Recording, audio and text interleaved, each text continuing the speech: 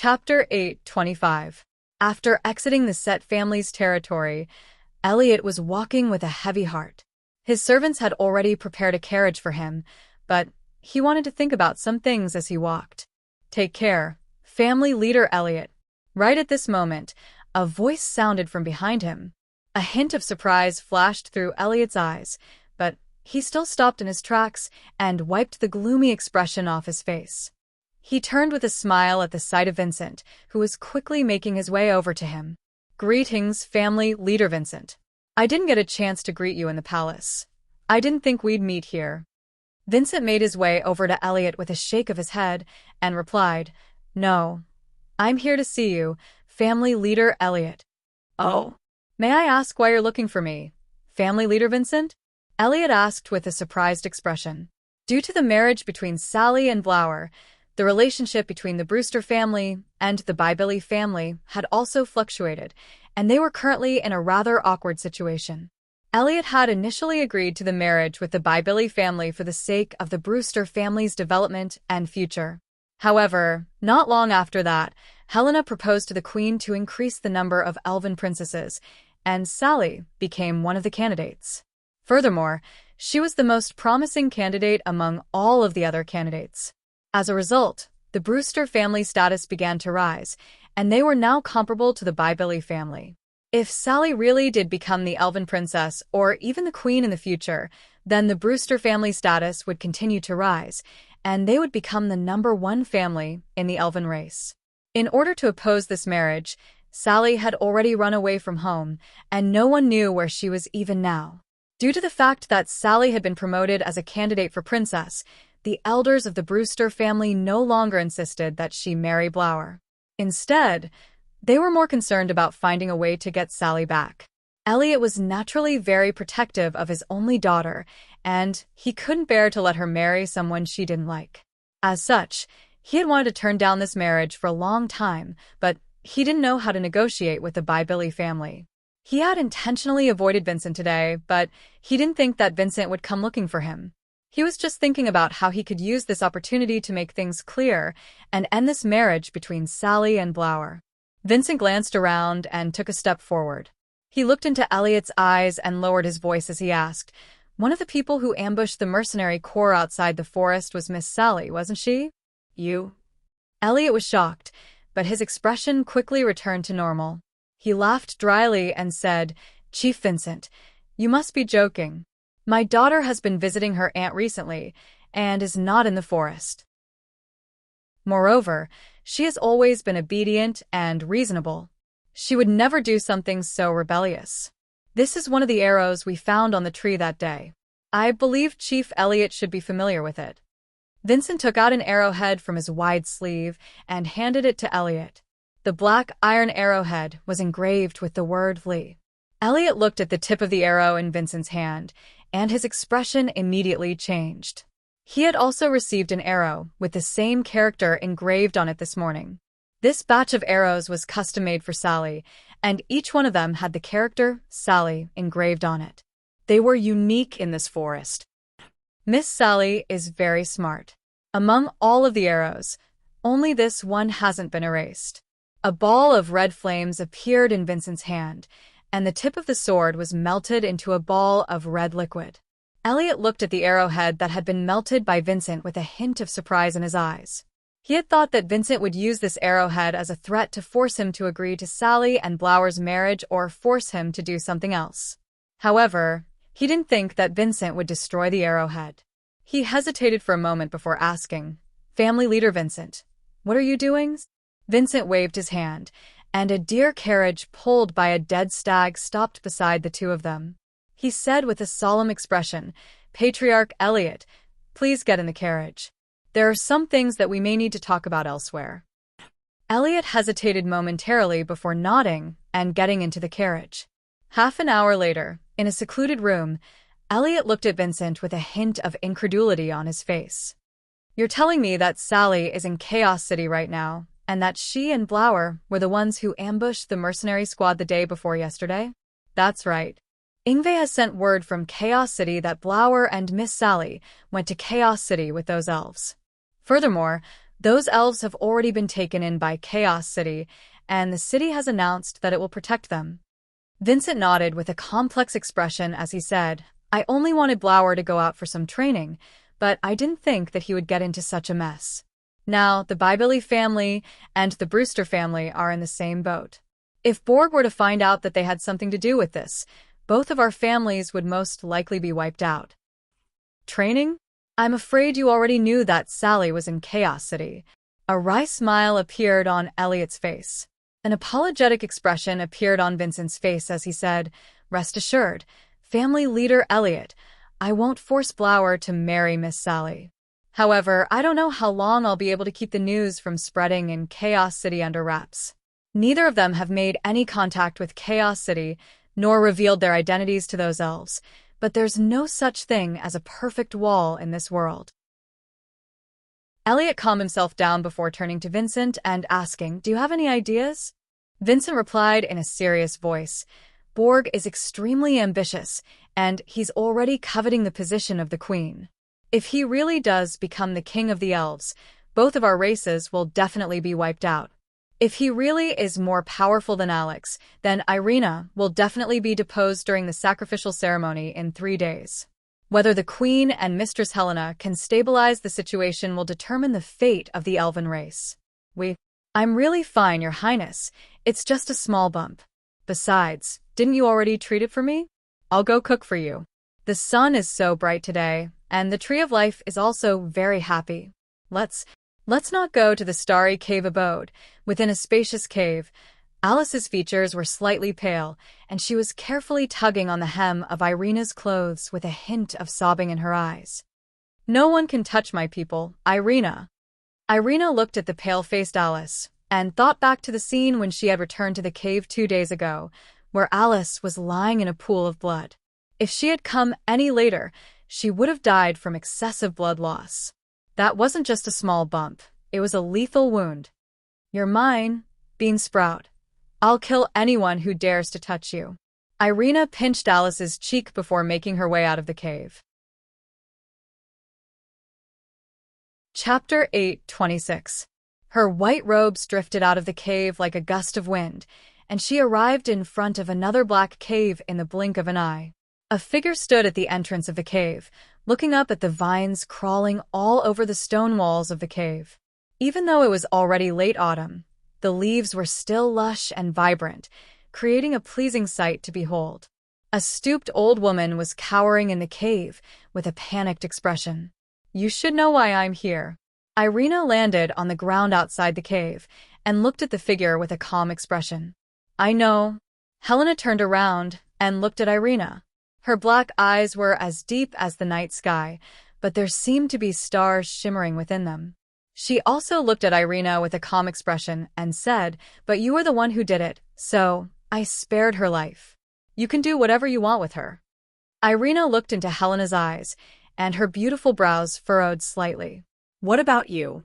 Heidi stumbled out of the cave, and she looked at Irina with a stern expression as she said, Irina, I was the one who did all of this. It has nothing to do with Mistress Helena. You can do whatever you want with me, but if you dare to slander Mistress Helena, I won't let you off even if I die and become an undead spirit. Helena's expression remained unchanged, and she said in a calm voice, If I wanted to kill you, I wouldn't have waited until today. Irina withdrew her gaze from Helena and turned to Heidi, and the surrounding temperature seemed to have dropped significantly. Thump! Heidi immediately fell to her knees and kowtowed to Helena a few times, causing blood to flow from her forehead into her eyes. She looked up at Helena, and tears intermingled with blood flowed down her face. She sobbed in a hoarse voice as she said, Mistress, if there's a next life, I'd still be willing to be your slave for the rest of my life. As soon as her voice trailed off, a ball of red flames appeared in her hand, and she slapped it toward her own chest. Helena turned to the side and looked at a tender green leaf in her hand, seemingly completely unfazed by what was happening. However, the ball of flames was suddenly snuffed out before it reached her chest. Her shriveled hand struck her chest with a dull thump, but it wasn't enough to take her life. I don't want to hear any stories about bad people, and I don't want to see you die in such a tragic manner. What right do you have to die before I give you my permission? Irina withdrew her hand with a cold smile on her face as she looked at Heidi, whose face was gradually turning pale. A long whip that was covered in sharp spikes appeared in her hand. Slap! The whip whizzed through the air and landed on Heidi's back, tearing open a bloody wound on her skin and flesh. Her skin was already a bag of bones, and the bone in her back could be seen. Heidi let loose a blood-curdling howl, startling a flock of birds into flight. At the same time, many of the elves in the forest turned toward that direction with bewilderment in their eyes. That was Mistress Helena's residence. Who would dare to cause trouble there? This whip is for Bean Sprout. Remember, if you can't confirm that I'm dead, then don't touch any of my people. Otherwise, I'll make sure that you die an even more gruesome death. Irina's cold voice reverberated throughout the entire forest, striking everyone with a sense of fear. Very few people knew what had happened, but this warning was still very unforgettable, and at the same time, it also sparked a lot of speculation. Slap! Another whip fell, and blood and flesh flew through the air. This whip is for Snare. I've always wondered why he was ambushed in Rodu, but now I know why. Irina looked at Heidi's mangled body with a cold expression before lashing out with her whip again. This whip is for me, and of course, all of the subsequent ones will be for me as well. I don't think I need to tell you the reason, do I? The barbed whip was slicing through Heidi's flesh, and she was almost reduced to a skeleton amid her blood-curdling cries. The wind forest was deathly silent. All of the elves were listening to those bone-chilling cries in silence. Even though they were extremely far away, they were still struck by fear. No one knew what had happened to Mistress Helena, but no one dared to investigate, either. Ever since Princess Irina had reappeared, the wind forest had become a little unstable. Even the normal elves could sense the shadows looming over the forest. That's enough. Helena raised a hand, and the green leaf in her hand flew through the air.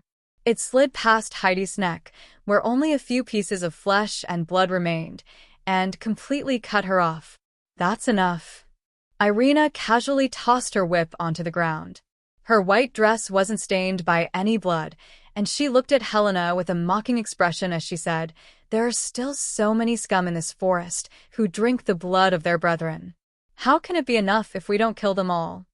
Helena looked at Irina with a calm expression and asked, "Can you kill them all by yourself?" "No, I'm not alone. Those elves who you call traitors and wanderers, as well as those elves in the forest who still have a conscience, will all be with me. When the spark is ignited, you'll discover that I've never been alone." Irina's expression was also quite calm as she looked at Helena in silence. Helena was silent for a long while before her brows furrowed slightly, and she said, "I admit that I made an unwise decision in order to allow more of my brethren to stay in the Wind Forest and allow our elven race to become more powerful. Although the elven race has indeed become a lot more powerful in the past 100 years, when the elves began to only care about pursuing power and benefits, protecting the forest and our brethren was no longer important to them. This was something that I didn't expect at the time. You planted a little beast in their hearts and waited for them to grow into man-eating beasts before saying that you seemed to have done something wrong. Isn't that a joke?" Irina said with a hint of mockery. Helena looked into the distance and shook her head as she said, "When the little beast grows its teeth, it may become a hunting dog. If it doesn't, it will become a wild beast. Although it's a little late, I'm still going to add a collar and chain to this wild beast so that it can become a good dog to guard the house." Irina looked at Helena coldly and asked, "Even now, you still think that you didn't do anything wrong?" Helena replied calmly, "My life is only to protect the forest and my brethren. I only care about the results, and for that, I will do whatever it takes. All sacrifices are worth it. All goals that involve sacrificing innocent brethren are dirty no matter how noble they are. I'll protect the forest, but I'll do it in a different way." Irina took a deep look at Helena before turning to leave. "They're going to attack you during the sacrificial ceremony in 3 days. I don't want to see you die." Helena looked at Irina's departing figure and said, "After we die, you'll be the guardian of this forest." Irina's footsteps faltered, and she said calmly, I won't die. But not for you. Faint golden light flashed, and she disappeared on the spot. Helena stood in silence for a while before waving a hand, and the pieces of flesh and blood that were scattered around her gathered together to form a new elf. Sand and soil piled up to form a grave mound without a tombstone. In this life, I'll let you continue to accompany me. Chapter 8:27. After seeing off the hill, Meg made a trip to the largest bookstore in Chaos City and bought a bunch of books about all races on the Norland continent. Many of them were about the church, and there were also some books that were suitable for Amy's enlightenment. Meg loved reading, especially after coming to this world. Through reading, he was able to quickly enrich his knowledge and expand his worldview. This was a world where money alone wasn't enough to guarantee a good life, so he had to live in a more active manner. Of course, he enjoyed living a fulfilling life like this. It was much more interesting than wandering around aimlessly every day in his past life. After paying the delivery fee, Meg gave the address of the restaurant, and the employees of the bookstore would deliver the books to the restaurant at a set time. Meg didn't want to have to haul a huge box of books back on his bicycle. After that, Meg made a trip to the ice cream shop. Through the floor-to-ceiling windows, the shop was already filled with customers, and there were still 2 or 3 customers waiting in line. Yabamiya's face was brimming with energy as she made her way through the customers, serving them delicious ice cream. All of the customers had sweet smiles on their faces as they enjoyed the delicious food, as well as the adorable smile on the owner's face. This affinity is probably innate. Meg stood outside the ice cream shop for a while with an approving smile on his face. Appointing Yabamiya to manage the ice cream shop was probably one of the best decisions he had ever made. Meg didn't enter the restaurant. Instead, he entered through Ricky's rotisserie and went up to the second floor. The second floor had already been cleaned up by the system, and there were around 200 square meters of empty space. However, due to the lack of windows, it was a little dim. Meg looked around and asked internally, "System, how much would it cost to build a 3-room apartment?" The system is a proper god of cookery system, not an architect system. "Please don't make the system do something like this," the system replied in a serious voice. "Didn't you do all the renovations to the restaurants?" Meg pursed his lips. It's the system's responsibility to provide the perfect restaurant for the host. What you're asking the system to do is beyond its scope. System. Are waiters an important part of a restaurant? Of course. Excellent waiters and waitresses can greatly enhance the dining experience of the customers. This is an extremely important component of a restaurant. The system affirmed. Since that's the case, isn't it very important to ensure the service quality of the excellent waitresses in the restaurant so that they can go home safely every day, have a good rest every night, arrive at the restaurant on time every day, and provide excellent service to the guests in high spirits, and provide them with a suitable location and comfortable accommodation? Meg said with a smile.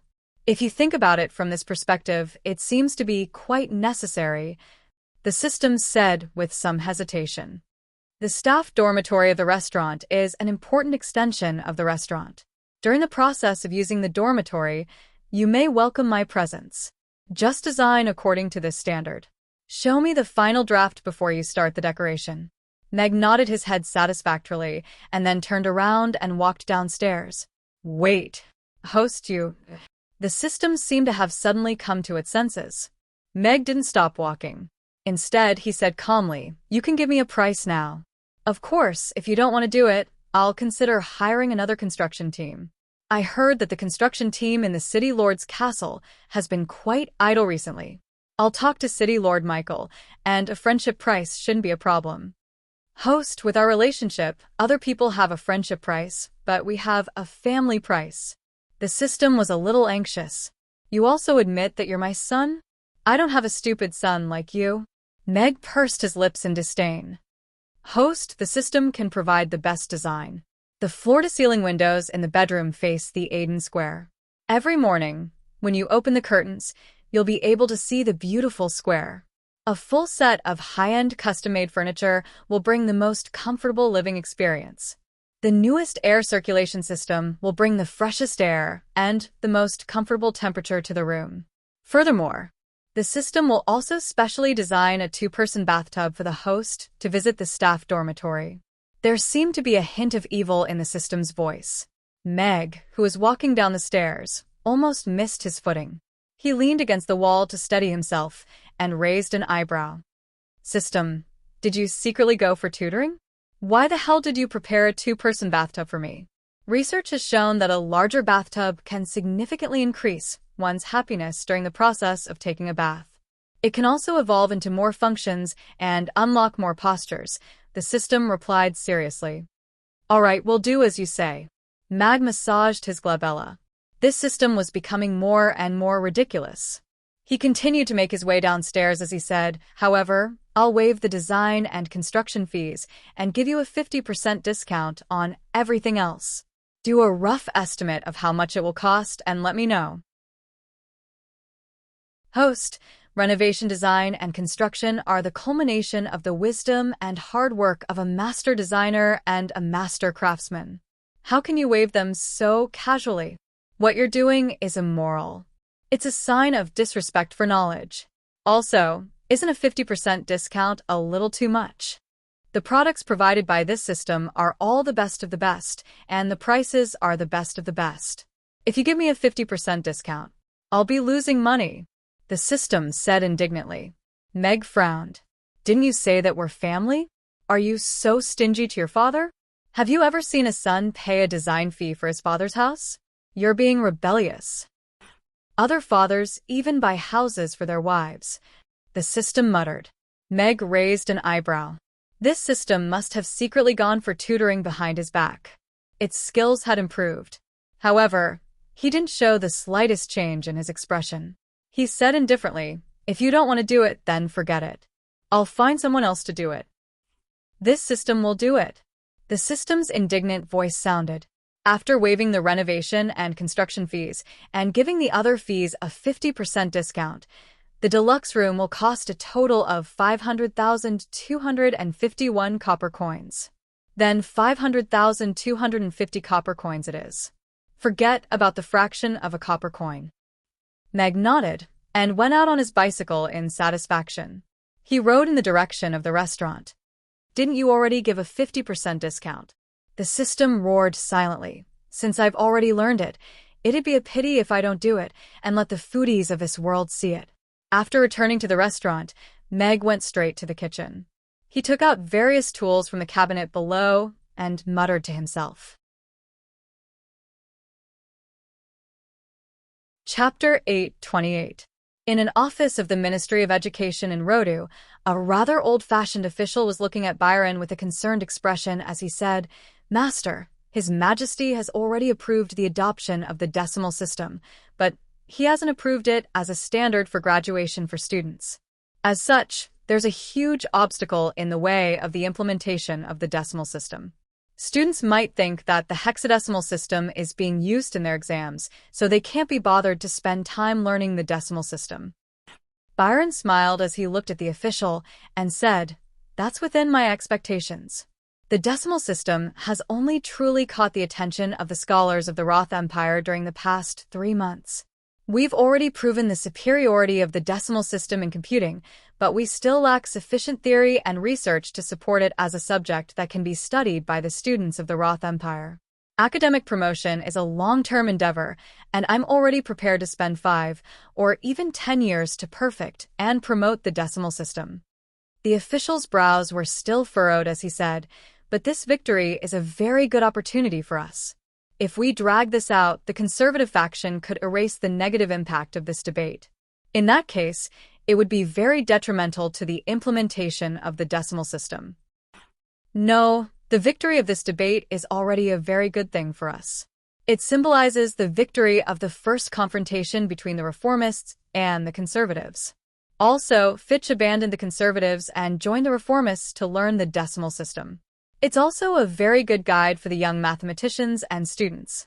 Byron shook his head with a smile and said, Our Ministry of Education is going to conduct some pilot programs for the decimal system in all of Roda's academies. Even though we can't replace the hexadecimal system for now, we can nurture the interest of the students so that more children will have an opportunity to come into contact with the decimal system. That's a great idea. The official's eyes lit up. Byron nodded and said, "Go and draft a plan for now.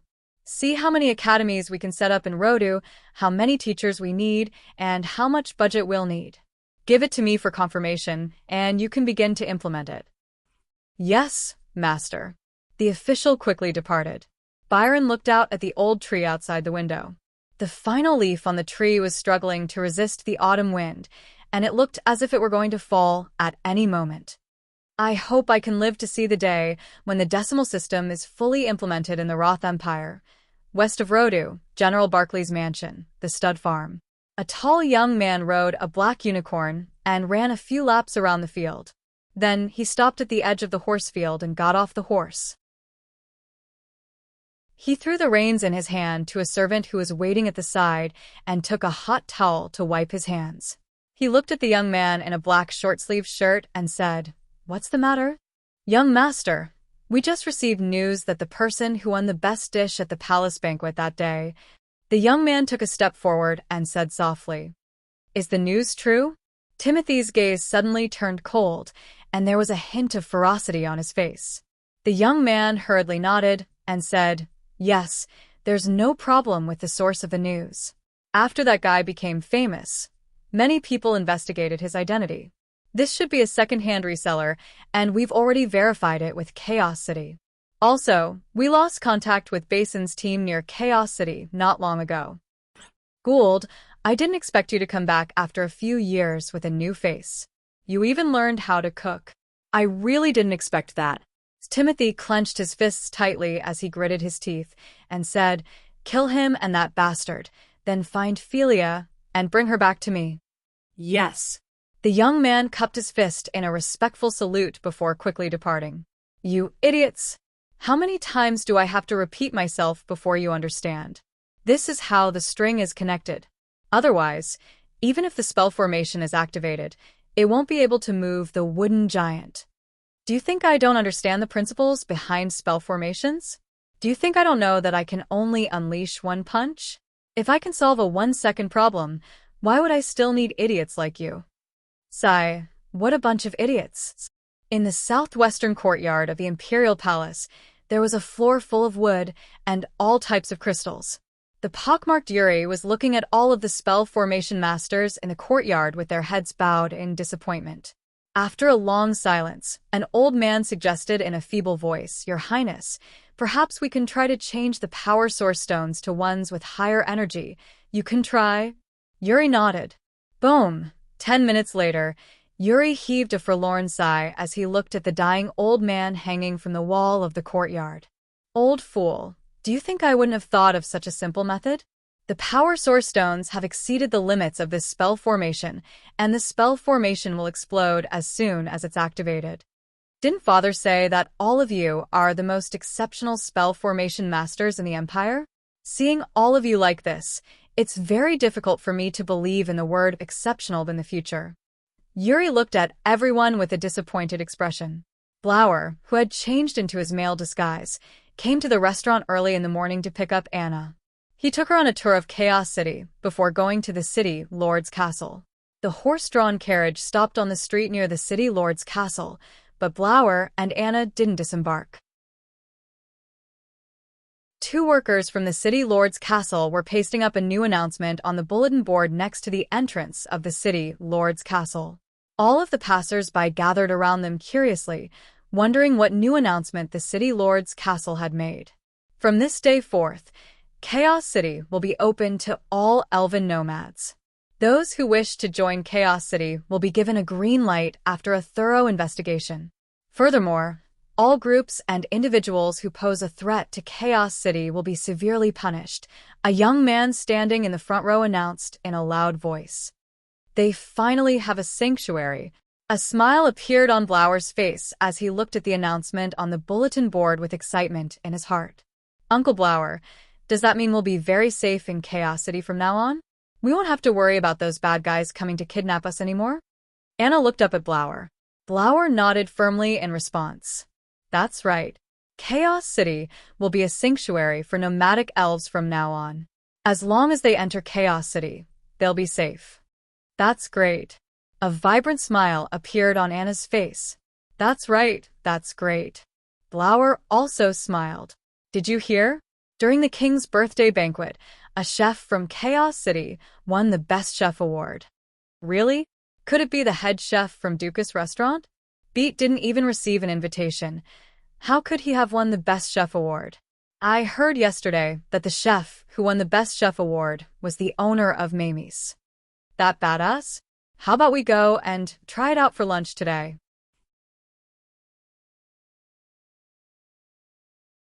Chapter 8:29. News that Meg had won the Best Dish award during the Roth Empire's royal banquet quickly spread throughout Chaos City as if it had sprouted wings. Of course, those who were paying close attention to this were the foodies. This was a banquet that had gathered all of the best chefs in the world. It was said that each chef could only cook 1 or 2 dishes, and even then, there was no guarantee that they would be able to serve the king. The fact that he had won the Best Dish award during such an event was a testament to the importance of this honor. The fact that such a top-notch chef was from Chaos City, and he even had a restaurant in the Aiden Square, was a testament to his allure. Rodu had always been referred to as the capital of food, and was the holy land in the hearts of all foodies on the Norland continent. After all, everyone who had been to Rodu knew that after tasting all of the food streets in Rodu, the world would always feel a little lacking in color. That was what Duke Abraham had once thought as well. As such, he had never left Rodu, as that color was more important to him than anything else. However, he had now left Rodu for another color that was even more vibrant than Rodu. Are you sure that's Chaos City? On the back of the fat black falcon, Abraham pointed at the city in the distance with an excited expression. Yes, Duke. We're about to reach Chaos City. The beast tamer nodded with excitement on his face. However, he looked down at the black falcon beneath his feet, and his expression fell as he feebly said, "But the black falcon doesn't seem to be able to make it. We might have to land and rest for an hour. Ha ha ha." The black falcon flapped its wings with great difficulty, panting heavily as if it were going to fall at any moment. Abraham's expression immediately darkened as he flared up with rage. What? You have to rest again? This is the 10th time, right? You told me yesterday that we'd reach Chaos City in the afternoon at the latest, but it's already been a day and a night, and you've only just caught sight of Chaos City? Are you messing with me? The beast tamer's face paled as he hurriedly said, "I wouldn't dare to mess with you, Duke. It's just, I didn't think that the black falcon's stamina would have deteriorated to such an extent. Furthermore, it's overweight, so..." Abraham waved a hand in a resolute manner and said, "I don't care. I have to get to Chaos City right away and throw everything I don't need down there." But we already threw all of our luggage and guards down there yesterday. You and I are the only ones left on the falcon's back, the beast tamer said in a trembling voice. Abraham turned around to find that there was no one on the falcon's back. He then turned his gaze toward the beast tamer. The beast tamer's eyes gradually widened as if he had thought, "Ah." Right at this moment, the wings of the fat black eagle suddenly stopped moving, and then it fell down like a round ball. 2 cries of shock. "Boss, the line outside is already winding around the Aiden Square. There are so many customers." At noon, Yabamiya exclaimed in shock as soon as she walked in. "It's a little too much." Mag also nodded with a hint of surprise. He had already seen customers lining up at the entrance of the restaurant when he had just returned, and it wasn't even 10 a.m. at that time. Even though that number, there were still more to s at least, as there was twice as many to be expected to, so to be some attention Amy, hats to the T Amy. To the attention. To say, there were at least twice the number to date. Sally was a little concerned as she asked, "Won't there be a lot of customers waiting in line for a long time without being able to get their food?" Yabamiya nodded in agreement. "They'll definitely be very sad if they don't get to eat the food they want to eat." Meg's brows furrowed in contemplation before he made his way over to the counter and said, "Mia, I'll write up a notice, and you can count the number of customers. After the 300th one, tell the customers behind them that they won't be able to get into the restaurant until lunchtime. Tell them to come back during the next lunchtime." all right. Mia nodded in response. Meg quickly finished writing a simple notice. Lunchtime wasn't very long, and serving 300 customers was most likely the restaurant's limit. Meg handed the notice to Yabamiya and said, "After you tell the customers behind them, you can give this notice to the 300th one and ask him to explain the situation to the customers behind them. You don't have to stand there the entire time." "All right, I'll get to it right away." Yabamiya nodded before quickly making his way out of the restaurant. Being too popular is also a sin. Meg heaved a resigned sigh at the sight of the two long lines. If the owners of other restaurants were to hear that, they would definitely want to beat someone up. Sally looked at Meg, who was standing in front of the floor-to-ceiling window, and a faint smile appeared on her face. She had just heard about the new notice from the city lord's castle, and that Meg had done something that they had all envisioned, but were unable to do. He really is a kind person, Sally thought to herself. Sally's gaze fell on Meg's long and slender fingers, and a thought suddenly occurred to her. A faint blush appeared on her face, and she retreated a little awkwardly. The host can solve this problem by extending the opening hours. If the opening hours in the morning are extended by 2 hours, the host can serve 300 more customers. If the opening hours in the afternoon are extended by 2 hours, the host can serve 600 more customers. If the opening hours in the evening are extended by 3 hours, the host can serve 1,000 more customers. Doubling the turnover is no longer a dream. The system's bewitching voice sounded in Meg's mind.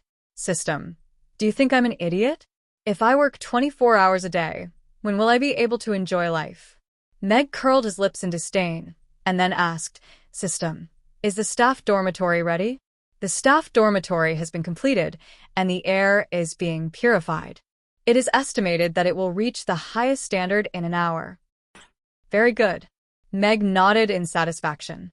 Meg had specifically chosen different decorations for the three of them based on their personalities. During lunch, Meg put down his chopsticks and looked at everyone with a smile. "I've already prepared the new staff dormitory for all of you. You can move in today. I'll take you there after lunch. It's right above Mia's ice cream shop." Above the ice cream shops? Yabamiya's mouth was slightly agape in disbelief. She had been in the ice cream shop for the past few days and hadn't heard any sounds of construction upstairs. Staff dormitory? Sally was a little confused.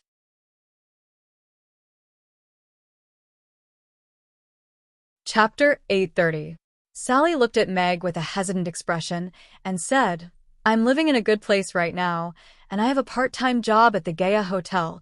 Don't be in such a hurry to turn me down. There's something else I have to announce. After 3 months of probation, Aisha, Mia, you two have done an outstanding job at the restaurant and provided excellent service to our customers, so I've decided to raise your salaries to 10,000 copper coins per month, and that's only for the restaurant. Mia is still the manager of the ice cream shop, so she'll receive an additional 10,000 copper coins per month. Also, I've noticed that Aisha has been helping out at the ice cream shop recently. If you'd like, you can quit your job at the hotel and help Mia out at the ice cream shop during your free time, and you'll receive an additional 5,000 copper coins per month." Meg cut off Sally with a smile as he turned to the two of them. 20,000 copper coins per month? Yabamiya's mouth gaped open as she stared at Meg with astonishment etched on her face. 3 months ago, she had been chased out of the kitchen and almost starved to death on the streets. Now, Meg was offering her 20,000 copper coins per month. What did 20,000 copper coins mean? She had never had so much money in her entire life. She had only seen so much money in the cash register at Mamie's. But now, it was going to become her monthly salary? Yabamiya didn't even dare to think about it. 15,000 copper coins. Sally's eyes also lit up slightly. She had chosen to become a waitress at Mamie's not only because she was addicted to delicious food, but also because she wanted to earn money so that she could travel around the continent. During the past 3 months, she had saved up a few thousand copper coins, but there was still a long way to go before she could travel around the continent. However, her goal had already changed. She wasn't going to travel around the continent anymore. Instead, she was going to stay in Chaos City and use the money she earned to provide some help to her poor brethren so that they could live a better life in Chaos City. Barbara hesitated for a moment before asking, "What about me?" After coming to this world, she gradually understood the so-called wonderful use of money. After losing the identity of a princess, whether it was food, clothing, housing, or transportation, there was nothing that didn't cost money. Fortunately, Meg didn't chase her out during this period, otherwise, she might have to live on the streets. Meg looked at Barbara and said with a smile, "Barbara hasn't worked for a full month yet, but she has also shown outstanding ability and skills. Therefore, after this month's probation period, her salary will be increased from 300 copper coins to 5,000 copper coins. After 3 months, it will be increased to 10,000 copper coins." Meg recognized Barbara's ability. Other than the fact that she had a bit of a princess syndrome when she first arrived, she was able to adapt to her role very quickly. She could effectively improve the efficiency of the restaurant. Barbara's eyes lit up with little stars of excitement. She was well aware of the gap between herself and Sally and Yabamiya, so it wasn't difficult for her to accept that she would only receive the same salary after 3 months. However, the smile on her face faded, and she replied with a calm expression, "Yes. Boss, I don't think I should be paid so much for what I do. Besides, I volunteered to work at the ice cream shop, so I shouldn't be paid extra." Yabamiya shook her head as she looked at Meg. In the past, she had worked 16 hours a day in the kitchen of the restaurant, and all of it was the most arduous work. Now, working at Mamie's and the ice cream shop was a pleasure to her, and she didn't feel any hardship at all. Sally was also looking at Meg with a hesitant expression. The salary of the waiters in the Aden Square was naturally far lower than what Meg was paying them. Meg shook his head with a smile and looked at everyone with a warm expression as he said, "The value that you've created far exceeds the salary. Also, every job and effort should have its own value. If it weren't for your passion for the ice cream shop, I wouldn't have entrusted it to you. If you don't accept the salary, I'll feel guilty." "That's right. The customers all say that you're the most beautiful scenery in the restaurant." Amy put a spoonful of fried rice into her mouth and chewed before swallowing. "You make me even cuter." Amy's words made everyone burst into laughter. "Thank you, boss." Yabamiya stood up and bowed deeply to Meg. She raised her head to look into Meg's warm and smiling eyes, and a smile also appeared on her face. The luckiest thing that had happened to her in her life was probably meeting Meg, who had brought her to heaven when she was on the brink of death. "Thank you." Sally also looked at Meg with gratitude in her eyes. "I'm willing to accept a part-time job at the ice cream shop."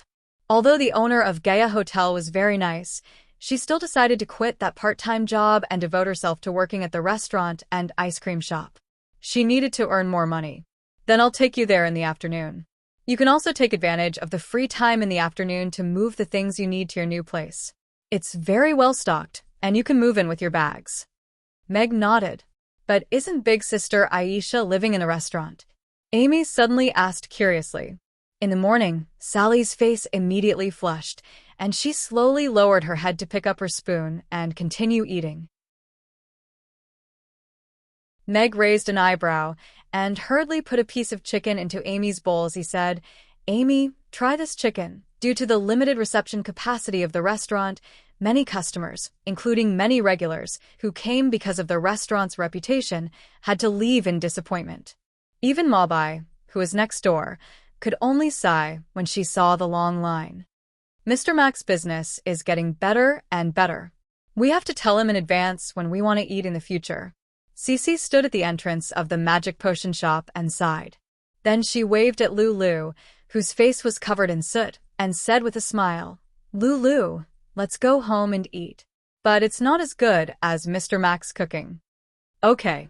Lulu smiled honestly, took off her apron, and hung it on the door. She walked to Cece and said gently, "I'm willing to eat your cooking for the rest of my life. I'm full, I'm full." Mabai sighed faintly and turned to walk into the blacksmith shop. After lunch, Meg took Sally and the others to the staff dormitory. Considering that the empty space on the first floor and the remaining half of the space on the second floor might be used in the future, the dormitory staircase was designed outside the back door of the ice cream shop. The spiral staircase with exquisite carvings looked very elegant, and it led directly to the door on the second floor. After opening the door, they saw a spacious living room with high-quality wood floors, an open kitchen, a dining room with exquisite four-seater tables, a washroom, a bathroom, and a small balcony. The decoration style was elegant and classy with solid wood as the main theme. Wow. The three girls who followed them and looked around and were amazed. No matter how they looked at it, this house was like an exquisite piece of art.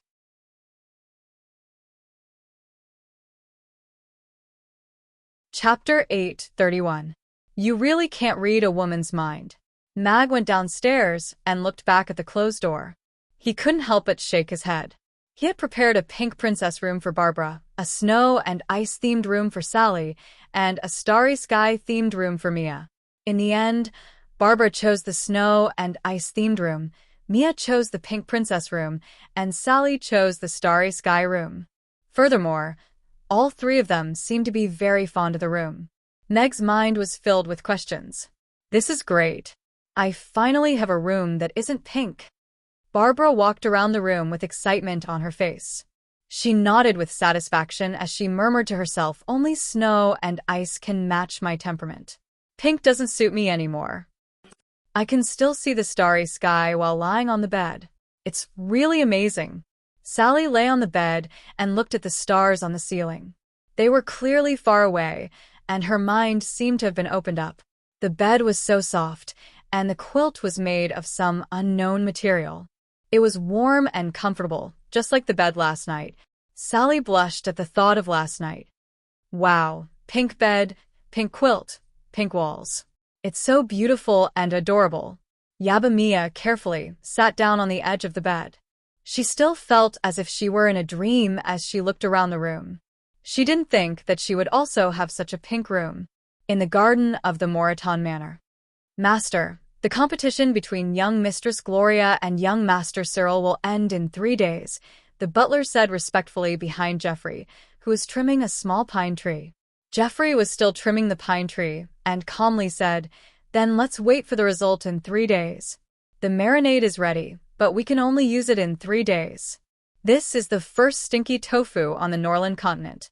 I'm really looking forward to it." Meg looked at the large clay pot in the corner of the kitchen, and a peculiar smile appeared on his face.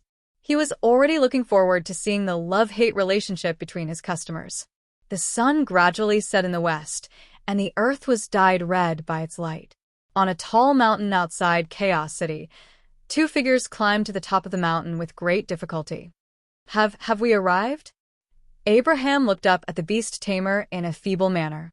His luxurious robe had been torn by the branches, and he was in quite a sorry state. The beast tamer, who had already reached the top of the mountain, grabbed the tallest rock on the top of the mountain and looked up with an expectant gaze. There were more mountains behind the mountain, endless mountains. The beast tamer faltered upon hearing this. A thought suddenly occurred to him, and a fearful expression gradually appeared on his face. He turned around with a trembling body and looked in another direction. There was a large city in that direction, and there was a large mountain in the middle of it.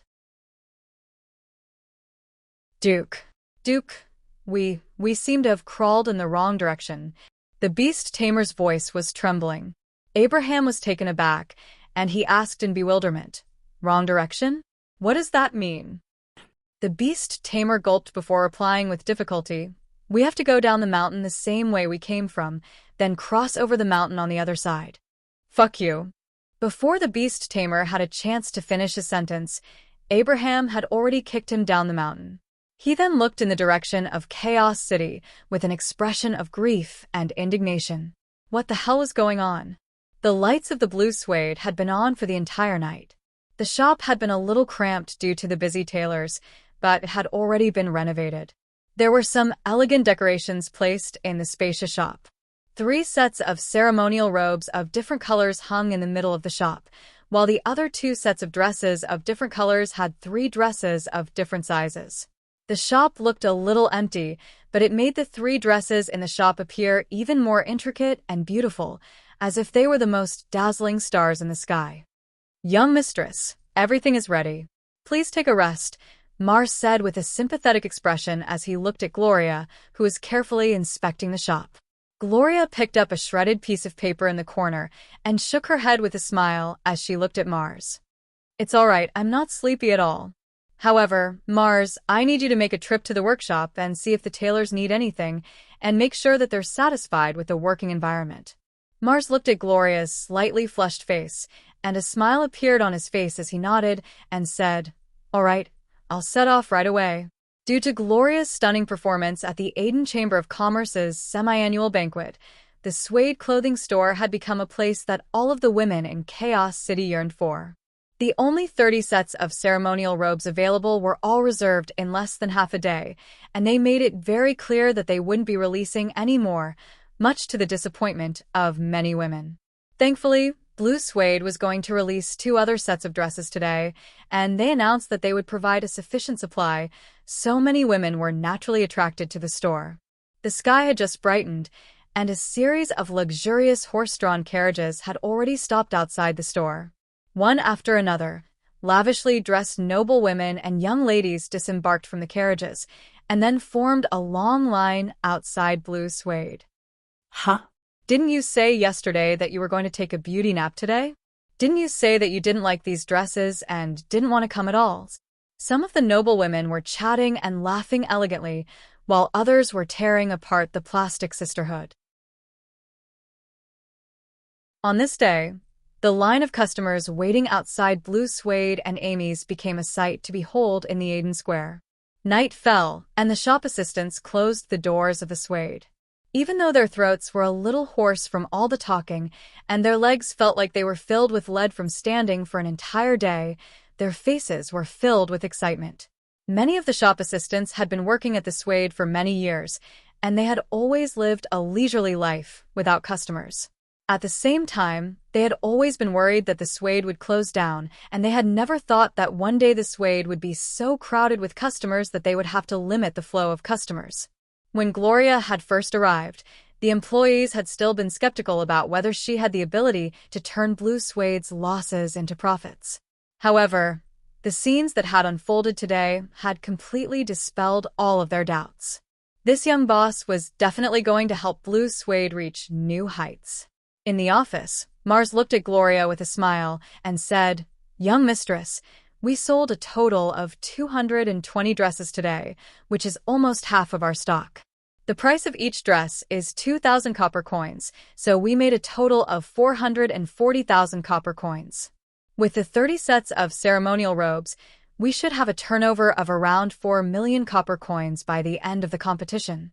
After deducting the costs, the net profit should be around 2,800,000 copper coins. Gloria's face was also filled with excitement. She thought for a moment and said, The dresses will be distributed to the customers on the 3rd day, so we won't charge it to the account for now.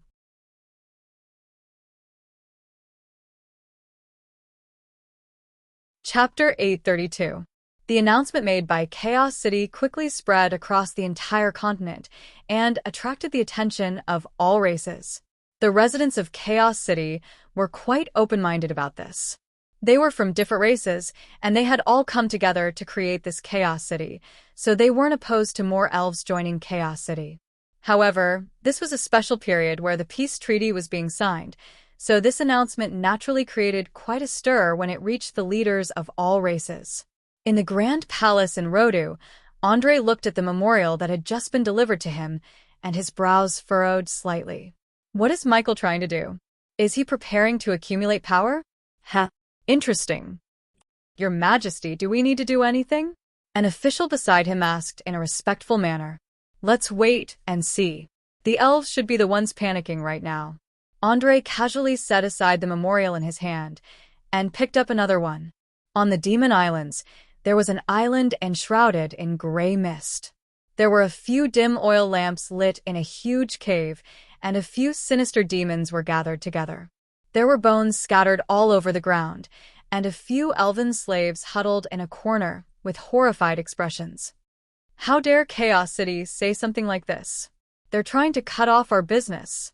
Yeah, we've given them too much face over the years, and they don't even know who they are anymore. They're just a bunch of rabble. How dare they say something like this? We've received a lot of spirit stones and resources from those idiots from the elven race over the years, and we're even able to capture elves in broad daylight. That's not a small business deal. If Chaos City were to cut us off just like that, our Iron Bull tribe wouldn't be able to accept it. The cave was in complete chaos, and all of the demons were looking at one another in an extremely agitated manner. That's enough. The tiger-like demon sitting at the head of the table let loose an enraged roar, and everyone gradually quieted down as they turned to look at him. It's already very difficult to find elves in the outside world. Half of them are in Chaos City, and we've already set our sights on them. Seeing as Chaos City has made such a public announcement against us, there's no need for us to hold back. We'll guard Chaos City and capture all of the elves who come here to seek refuge. We'll also capture some more elves from Chaos City. That demon sneered and said, "The peace treaty will most likely not be signed in 3 months. The Norland continent is going to fall into chaos again. When that time comes, I want to see how Chaos City, which has no racial roots, can continue to exist." Haha. Then let's set Chaos City as our target. I heard that there are all kinds of women there. All the evil demons burst into laughter. The eyes of the elves in the corner were filled with fear and resentment. The Wind Forest. The elves gathered in the main hall of the Set family once again. An elf turned to Borg with an anxious expression and said, "Master Borg, Chaos City has made a public announcement about those traitors. If they all accept Chaos City's protection, then it'll be very difficult for us to obtain more traitors from the demons." All of the other elves also wore anxious expressions on their faces. The news that they had received today was undoubtedly a heavy blow to them. The issue of Irina hadn't even been resolved yet, and now Chaos City was interfering. The structure of Chaos City was a little complex, but after 100 years of development, it had already become a major city that was not inferior to Rodu. It was already a major force on the Norland continent that couldn't be underestimated. Furthermore, due to the high turnover rate, no one knew just how many 10th-tier powerful beings there were in Chaos City. After all, there were even many powerful beings from the dragon race who liked to live in Chaos City for a period of time, and all of them claimed to be residents of Chaos City. Why are you panicking? Chaos City is nothing. Do you think the elves will be able to protect the traitors they want? Borg wasn't nervous in the slightest. Instead, a hint of mockery appeared on his face as he said, "The 100-year peace agreement is going to expire in 3 months. According to the current situation on the continent, it's most likely going to be very difficult for the 8 major races to reach an agreement to renew the peace agreement. Even if a war between species like the one that swept across the entire continent doesn't occur again, a few large-scale border wars are inevitable, and the continent is going to be redivided." A cold smile appeared on Borg's face as he said, "When that time comes, Chaos City, the symbol of peace, will be a little redundant. It can barely even protect itself, let alone protect others." What a joke. All of the elves were elated to hear this, but their expressions were quickly replaced by a hint of panic. "Master, are we not going to sign the peace agreement as well?" an elf asked hesitantly. A meaningful smile appeared on Borg's face as he replied, "That's not something that I can decide, nor is it something that our entire race can decide. Besides, our neighbors, the goblins, have been very restless in recent years. I've heard that they've mined a lot of ore and stored it underground during the past 100 years. All of the elves' eyes also lit up with greed upon hearing this. A jar of brine was quietly fermenting its unique flavor in a corner, waiting to release its unique aroma. After sending Barbara away, Meg was finally able to live his life with Amy again. Just as Meg had said, living in a house with no outsiders was a lot more comfortable. At the very least, he didn't have to worry about the princess who was also in the toilet when he had to urinate in the middle of the night. "Father, do you miss big sister Irina?" Amy jumped onto the bed in her purplish-pink pajamas after her bath and curiously asked Meg, who was tidying up the wardrobe. Meg paused momentarily before turning to Amy with a smile as he asked, "Amy, do you miss her?" Yes, I do." Amy nodded with a reminiscent expression as she said, "I want to lie in her arms and sleep." It's so soft and warm and comfortable. Meg's heart sank slightly upon hearing this, but he still smiled as he said, "You'll be able to see her again soon." "Where is big sister Irina now? Can't we go and see her? Why do we have to wait for a while?"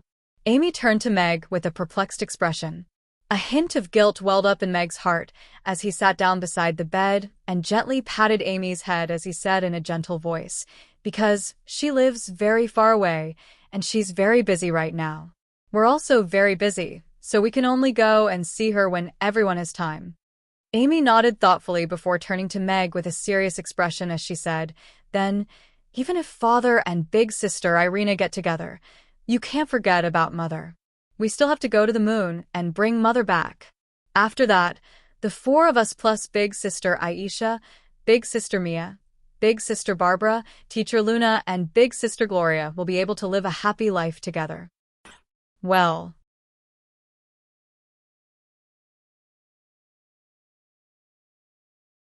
Chapter 833. Have you heard? The result of the competition between Miss Gloria and Cyril from Family Moraton is going to be out today. It's said that the winner of this competition will be a seat on the board of the Aden Chamber of Commerce, as well as the right to control an industry. Doesn't that mean whoever wins this match will win the successor tournament? That's not entirely true. President Jeffrey has always been a patriarchal man. However, if Miss Gloria can win this competition, then she'll officially be on the same starting line as Cyril. She'll truly be qualified to compete with him for the right to inherit Family Moraton. Then who do you think will win this competition? I don't dare to say who will win, but I've seen Cree's blacksmith shop in full swing recently. Carts of ironware are being transported out of the shop. In contrast, Suede has been closed for the past 2 days. Even though it's very busy, 2 or 3 days is nothing compared to a month for Cree's blacksmith shop. On the second floor of a tea house in the Aden Square, merchants were chatting casually as they drank their morning tea. Family Moraton was one of the most prestigious families in Chaos City, and its successor had always been the focus of attention. Everyone had thought that Cyril, who had been criticized for his abilities, would undoubtedly inherit Family Moraton. Who would have thought that Gloria would suddenly appear out of nowhere and make the competition between the two families even more exciting? Of course, if Gloria lost today, this big show would become a farce, and the curtains would have to come to an end. It was already shocking enough that the Buffett family had produced such a talented young woman. If Family Moraton was also inherited by a woman of the third generation, then many jaws would drop to the ground. Cyril stepped out of his horse-drawn carriage at the entrance of Cree's blacksmith shop and quickly strode into the shop. He looked at Cree with a fawning smile and asked, "How's the situation now?" Creed hurriedly said, "Young master, as of last night, Suede's revenue for the month totaled around 1 million copper coins. Even though most of the fabric wasn't included in the production costs, they've hired a lot of tailors from Chaos City, and they've also purchased some tools, so they've spent at least 600,000 copper coins, so the net profit is around 300,000 copper coins." So many? Cyril was shocked. Suede didn't have any revenue for more than 20 days. In just 2 days, it had sold 1 million yuan. But Carrie had a confident look on his face as he said, "Young master, there's no need to worry. We also have a turnover of 1 million copper coins this month and a net profit of 500,000 copper coins. Moreover, I've pulled in a few big orders in the past 2 days, adding up to a total of 1 million and a deposit of 500,000 copper coins. On top of that, the competition ended at 10 o'clock this morning." Most importantly, Suede posted a notice on the entrance last night, stating that all of their stock has been sold out. Cyril was ecstatic to hear this, and he patted Creed on the shoulder with a smile as he said, "I knew I was right about you, Creed." The competition concluded at 10 o'clock, and Jeffrey would send 2 teams to the 2 shops to verify the revenue and profits. Regardless of whether it was revenue or net profit, Creed's blacksmith shop clearly held an absolute advantage. No matter how quickly Suede sold out, there was nothing they could do if they didn't have enough stock. He was definitely going to win this competition. "I underestimated you, Gloria. It's a pity that you're still going to lose to me." Cyril wore a smug smile on his face. He was already thinking about how he was going to humiliate Gloria. Creed's face was also full of flattery as he leaned forward and whispered, "Young master, you're definitely going to win this competition, but the girl you mentioned before," Cyril's brows furrowed for a moment, but they quickly disappeared. He smiled and said, "Of course I remember. I'll send her to your house tonight." "Thank you, young master." Creed was ecstatic, and his mind was already filled with fantasies of that young and beautiful body. A trace of disgust flashed through Cyril's eyes. He waved his hand and said, "Tell them to tidy up the shop and prepare for the arrival of the audit team. Also, tell them that they'll have a 3-day holiday starting tomorrow, and everyone will get a big red packet." "Okay." Creed's eyes lit up as he ordered the workers to get to work. He then told them that Cyril was going to give everyone a big red packet. A commotion immediately broke out in the blacksmith shop as everyone thanked Cyril. "You'll only get a few hundred copper coins, but I'll get the entire family Moraton." Cyril looked at the cheering blacksmiths and thought to himself with some pride. A horse-drawn carriage stopped in front of the Suede early in the morning. Gloria, who was wearing a light gray dress, stepped out of the carriage and stopped in front of the shop.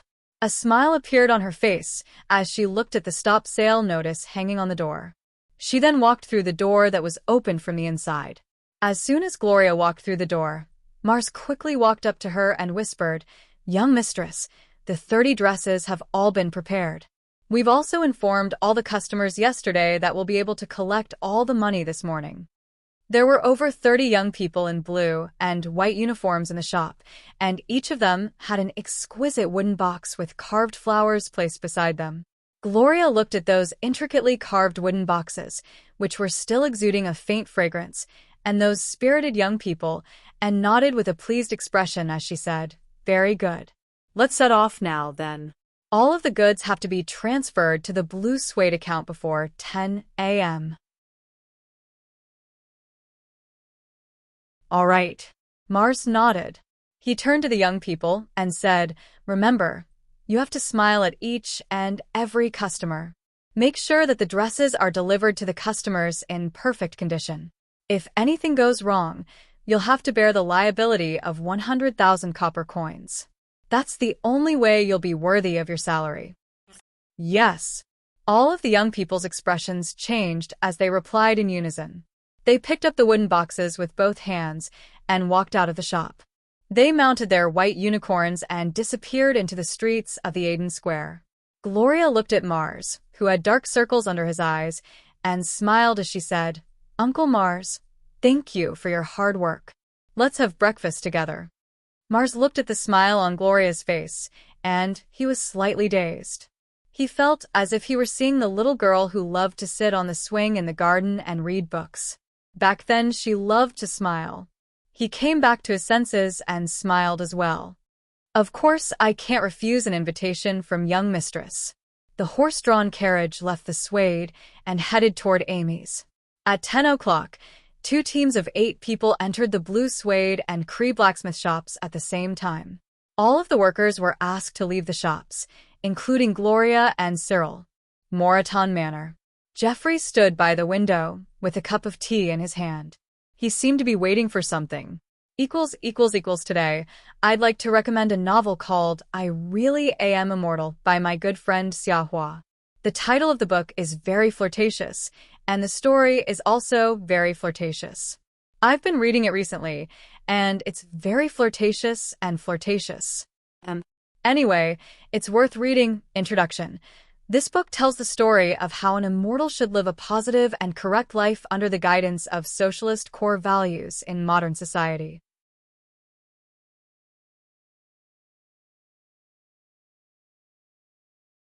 Chapter 834. Cyril stood at the entrance of the blacksmith shop with a smug look on his face. He looked at the team of examiners who were carefully examining the accounts and comparing them to the balance of the debt, and he felt as if victory was already in his grasp. Regardless of how powerful he was, Jeffrey had no choice but to let him inherit family Moraton. From the very beginning, he was destined to be the winner of this competition. He knew Jeffrey, as well as his rigid and arrogant father. There was no way that he would hand over the empire that he had built to a woman. Just like how he had mocked old Buffett countless times in the past, he would never allow himself to become that kind of person. With that in mind, the smile on Cyril's face became even more pronounced. It was as if he could already see himself ruling over Chaos City in the future. Creed stood off to the side with a bashful smile on his face, and his eyes were also glowing. He had worked at this blacksmith shop for half of his life, and had never been given any opportunities for promotion. He couldn't be bothered to take care of the shop, and that was why the shop was slowly losing money. However, things were different now. He was riding on Cyril's coattails. When he became the leader of Family Moreton, or even the leader of the Aden Chamber of Commerce, he would definitely rise to the top as well. He would no longer have to work at this blacksmith shop, and would become a true member of the upper class of Chaos City. All of the employees of the blacksmith shop were also quite excited. They didn't know what a competition was, but they knew that business had been unexpectedly good this month, so they were definitely going to get a lot of pay. Furthermore, they would be able to have a 3-day holiday from tomorrow onward, and they would also receive a large red packet. That was enough to make them happy for an entire day. Half an hour later, the team of examiners sealed the accounts and locked them into a metal box before making their way out of the blacksmith shop. The leader of the team, a middle-aged man in a long black robe, turned to Cyril and said, "Young Master Cyril, the accounts have been examined. Please come with us to the manor now, and Master Moreton will announce the results of this competition." "Then what are we waiting for? Let's go," Cyril said with a smile as he strode over to a lavish horse-drawn carriage. He stepped on the kneeling Creed's back and climbed onto the carriage. The inspectors boarded 2 carriages and drove toward the Moreton Manor. Almost at the same time, the inspectors of the suede textiles shop also came out of the shop. Although they maintained a calm expression, their eyes were filled with shock. The middle-aged leader stepped forward and said respectfully, "Miss Gloria, please come with us to the manor. The president will announce the results of the competition there." The way the inspectors looked at Gloria had also changed. There was a hint of respect in their eyes. Gloria nodded with a smile and said, "All right, after you." After the inspectors boarded the horse-drawn carriage, Gloria turned to Mars, who was standing at the side, and said, "Mars, come with me to the manor." Mars shook his head and said, "I don't think it's time yet." "Miss, you can go." Gloria looked at Mars, thought for a moment, and nodded with a smile. "I think it will be soon." Mars also smiled. The 3 carriages left Suede and headed for Moreton Hall. The hall of Moreton Hall was particularly lively. Madame Denise was sitting at the front with her eyes closed. Her thin and shriveled face gave her a monkey-like appearance, and it was quite clear that she wasn't an easygoing old lady. Jeffrey's 3rd daughter, Aurora, was curled up in a chair with her legs crossed. Her loose clothes were unable to hide her skeletal figure, and her sunken eye sockets were quite frightening. Much of her white hair had already fallen off, and she looked like an elderly woman with a mocking smile on her face. Cyril's twin daughters were wearing lavish dresses, and they were gloating as they looked at Lance's family sitting across from them. What's there to compete with? How could father lose to a little girl who's never even touched money before? Herney was a little disdainful. "Exactly. I think grandfather shouldn't have held this competition in the first place." "It's going to be a joke anyway," Herney chimed in. "Shh, don't talk nonsense," Aviva, who was sitting beside them, said. However, she didn't have any intention of scolding them. Instead, she had a smug smile on her face. Lance's family was sitting across from them, and Lance was reading a book calmly, as if he hadn't heard what everyone was saying. In contrast, Mickey was glaring at Herney and Herney with an indignant expression. He wanted to say something on several occasions, but Mrs. Deborah kept a hand on his wrist and used her eyes to warn him not to do anything rash. There wasn't any resentment on Mrs. Deborah's face. Instead, a gratified smile appeared on her face as she thought to herself, even if she loses, it's still a very good experience for Gloria. She's already grown up, and she doesn't have to feel inferior and isolate herself anymore. "Master has arrived." The butler's voice sounded from outside. Herney and Herney's smiles immediately faded, and they sat down obediently in their chairs. Even though their appearances were quite mundane, They did appear to be quite ladylike. Aurora, who had been slumped in her chair, also immediately sat up straight, and a hint of vigor appeared in her lifeless eyes. She looked as if she had suddenly become a few years younger, but there was a hint of fear in her eyes. Lance put down his book and sat up straight. Mickey also straightened his chest and sat upright on the chair, not daring to move. Old Mistress Denise opened her eyes. The atmosphere in the hall immediately became tense and oppressive. Jeffrey slowly strode into the hall. He took a glance at Lance first, and then his gaze paused on Mickey for a moment. He then looked past Herty and Herney, and when his gaze fell on Aurora, he made no attempt to hide the disgust in his eyes, and sat down at the head of the table. Herty and Herney glared at Mickey, but they didn't dare to say anything. The hall was completely silent. No one dared to make a sound, and the atmosphere was quite oppressive. The 6 horse-drawn carriages stopped outside the Moreton Manor. Cyril jumped down from the horse-drawn carriage and looked at Gloria, who was gracefully making her way down the wooden stairs. He sneered in a disdainful manner. "Isn't this my outstanding niece? It's quite surprising that the president would make an exception and give you a chance to challenge me." Unfortunately, even though he gave you a chance, it didn't seem to affect the result at all. Gloria looked at Cyril with a smile and said, "If it didn't affect anything, why would Uncle Cyril be standing here with me right now?" The smile on Cyril's face stiffened, and he waved his hand as he said, "You've got a glib tongue. Let's see if you can still talk like this later. Tell the president to give you another chance." He then turned around and quickly strode into the manor.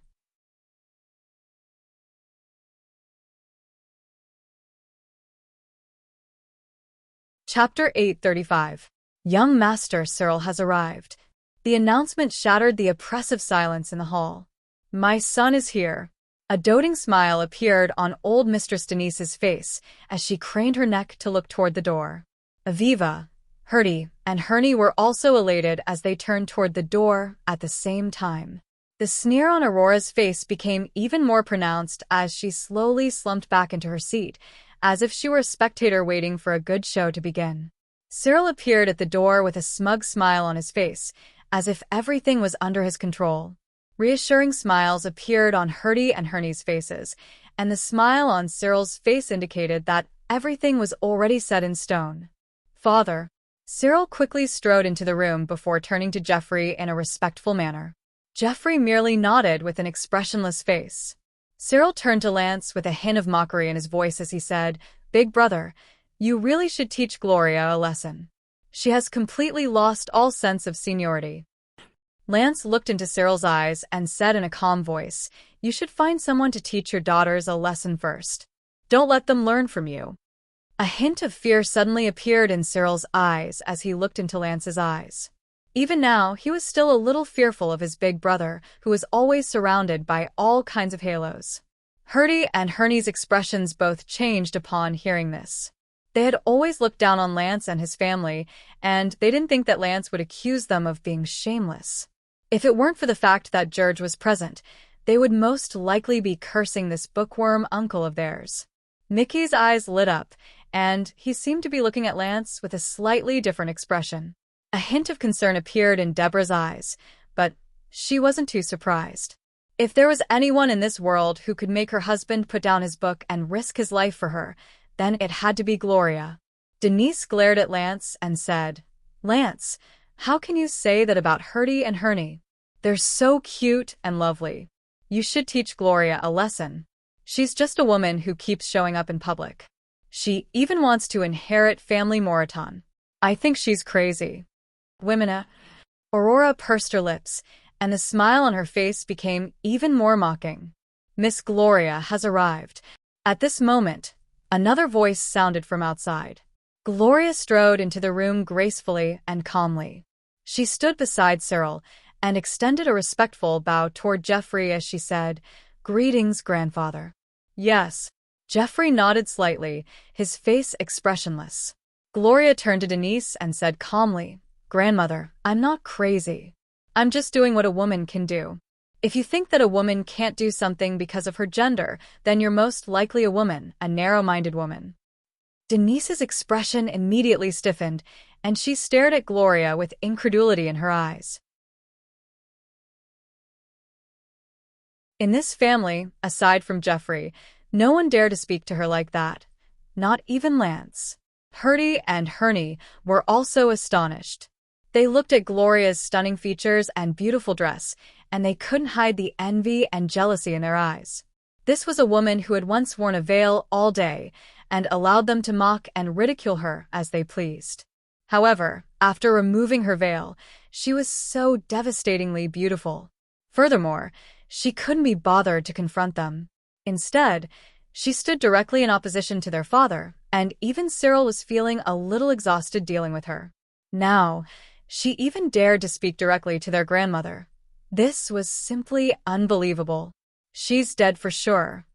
Herty and Herney came to their senses, and gloating expressions appeared on their faces. Lance was looking at Gloria with a hint of surprise in his eyes, but more than that, he was very pleased. A hint of reverence appeared in Mickey's eyes, and it was as if he were meeting his big sister for the first time. Aurora's eyes immediately lit up as she stared at Gloria, and it was as if she had seen something incredible. You? Denise pointed a finger at Gloria, and her face was flushed with rage, but she didn't know how to refute her. Cyril turned to Gloria and said in a cold voice, "Gloria, you, all right, shut up, all of you." Jeffrey had remained silent this entire time, and he withdrew his gaze from Gloria with a hint of approval in his eyes. He then swept his gaze across everyone in the hall. Everyone immediately fell silent, and even Madame Denise immediately shut her mouth, not daring to utter a single sound. Cyril opened his mouth, but he swallowed his words when he saw Jeffrey's grim expression. A hint of a smile appeared on Gloria's face. She had kept those words in her heart for a long time, and even though it felt good to say them out loud, she was still a little nervous. She didn't expect Jeffrey to be on her side. The hall fell silent again, and Jeffrey said to the butler at the door, "Let the inspection team in." The two inspection team leaders walked in with wooden boxes in their hands and stood beside Gloria and Cyril respectively. Let's see how long you can keep this up." Cyril glanced at Gloria with a mocking smile on his face. "Bitch, when father becomes the head of family Moreton, I'll drive all of you out and sell you to a brothel." Herney thought to herself as she glared at Gloria with a hint of hatred in her eyes. Heidi's eyes flashed with a murderous glint. When grandfather dies, I'll see who can protect a bitch like you. I'll cut your face 100 times and make you wear a veil for the rest of your life." A cold smile also appeared on Denise's face. She had already made up her mind that she was going to kick Gloria out of the family once the results were out. No one in this family could talk to her like that aside from her master, so she had to pay the price. Jeffrey looked at the two accountants and said, "Tell me the results." The accountant standing beside Cyril opened the box in his hand and took out an account book. Cyril's Cree's blacksmith shop suffered a loss of 30,000 copper coins last month. This month's turnover is 1.55 million copper coins, of which 500,000 copper coins are the deposit for next month's order. After deducting 500,000 copper coins, the profit is 1.05 million copper coins. The deposit has been received. Denise's face lit up and she exclaimed, "From a loss of 30,000 copper coins to a profit of 1.05 million copper coins. My son is really a business genius." "That's great." Heidi and Herney's faces lit up at the same time. They looked at Gloria with ridicule. This crazy woman had never even touched money before. How could she have made 1,000,000 copper coins in just 1 month? It was already good enough that she didn't suffer a loss.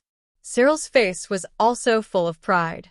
He was waiting for Jeffrey to announce the results. Suede Clothing, run by Miss Gloria, suffered a loss of 50,000 copper coins last month. This month's turnover is 4.02 million copper coins.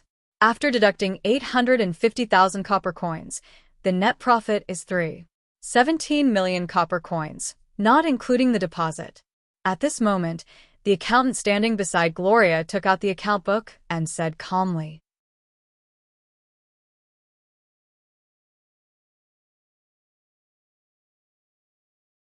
Chapter 836. In the quiet hall, everyone looked at the accountant with their mouths wide open. Their faces were full of shock. 4 million. After a long while, Cyril finally recovered from his shock, and his voice immediately became shrill, as if he were a monkey whose tail had been stepped on. He had seen the blacksmith shop's 1 million yuan turnover increase day by day. This was the first time he had experienced the hardships involved. However, the Suede's turnover was only 1 million yuan. How did it suddenly become 4 million yuan? Is there a mistake? How could she have so many? Old Mistress Denise also stood up from her chair with a look of shock on her face. How is this possible? Herdy and Hernie's expressions both changed. Even their father's blacksmith shop only had a monthly turnover of 1 million copper coins, but Gloria's clothing shop had a turnover of 4 million copper coins, which was 4 times more than Cyril's. Big sister, you're so awesome. Mickey jumped up from his chair and looked at Gloria with admiration. Lance was also staring at Gloria with astonishment in his eyes. Cyril was a good-for-nothing, but he had been in Chaos City's business circle for over 20 years, and his network was far superior to that of Gloria. Even a blacksmith shop that was making a loss was able to secure enough orders through his connections and turn the situation around from a loss to a profit of 500,000. But how did Gloria do it? In just a month after taking over Suede, he had turned a textile shop that had been losing money for several years into a profitable business. His turnover had reached a terrifying 4 million renminbi, and his profits had also reached 3,170,000 renminbi. This was simply unbelievable. Jeffrey's expression didn't change much when he heard Cyril's figure of 1 million. This was the highest turnover that Cyril's blacksmith shop had ever achieved, and he wasn't surprised that Cyril could achieve this. It was just average. However, he was the one who had opened the Suede shop, and he was the one who had even named it.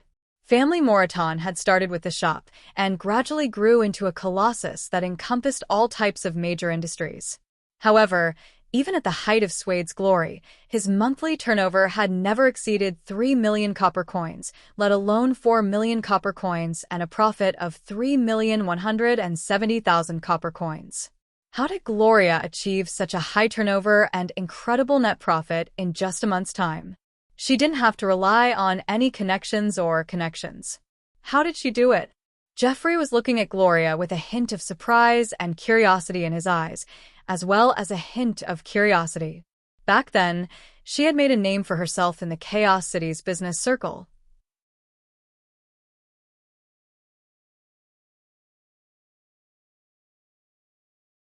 Now that Gloria had taken over a textile shop that was on the verge of bankruptcy, her first month's sales had reached 4 million spirit stones, resulting in a profit of 3,170,000 spirit stones, which wasn't far behind Shears. How had she done it? Jeffrey's heart was filled with curiosity. He had never heard of any tailor shop in Chaos City that could make 4 million copper coins a month. Aurora's expression became even more derisive, and it was as if there were flames burning in her eyes. Cyril came to his senses and glared at the bookkeeper as he yelled, "You must have made a mistake. This Lassa shop only makes 1 million copper coins a month. How could she make 4 million copper coins? You're lying to her." Dennis's expression also darkened, and he said in a cold voice, "How dare you? Do you know what price you have to pay for lying in a setting like this? Some people are really unscrupulous in order to win. I wonder if she betrayed herself to make others help her even if they have to lose their jobs. However, her method is a little clumsy." The panic on Herdy and Hernie's faces immediately turned into mockery. A stern expression appeared on the accountant's face as he said in a neither servile nor overbearing manner, "Please respect our audit team, old Madam and young Master Cyril. This is a bill that is guaranteed by the reputations of all 8 of us auditors. It contains a detailed record of all of Blue Suede Fashion's income and expenditure, as well as the sum of money in the store's treasury. All of the transactions have been verified, and no additions or deletions have been made. If Mistress and young Master have any questions, please send another audit team to Suede. We'll take full responsibility for this bill." Cyril didn't back down. Instead, he flared up. "Then tell me, she closed her shop for over 20 days this month. How did she make 4 million copper coins? Furthermore, she only made 1 million copper coins last night, so where did the extra 3 million come from? The bookkeeper flipped open the account book in his hand and read aloud. According to the records, Suede Textiles shop sold a total of 525 dresses in the past 2 days, and each dress sold for 2,000 copper coins, resulting in a turnover of 1,050,000 copper coins. However, this morning, the shop assistant delivered all of the 30 dresses that had been ordered by the customers and collected all of the money. Each dress sold for 100,000 copper coins, resulting in a total of 3 million copper coins. The total is 4,050,000 copper coins. Gasps could be heard in the hall. Only now did everyone realize how the 4 million copper coins were made up of. However, the 100,000 copper coins per dress still surprised them. Herty and Herney recalled the dress that Gloria had worn during the banquet. If they were asked to spend 100,000 copper coins to buy the same dress, they probably wouldn't even bat an eyelid. Thus, a hint of panic appeared in their eyes.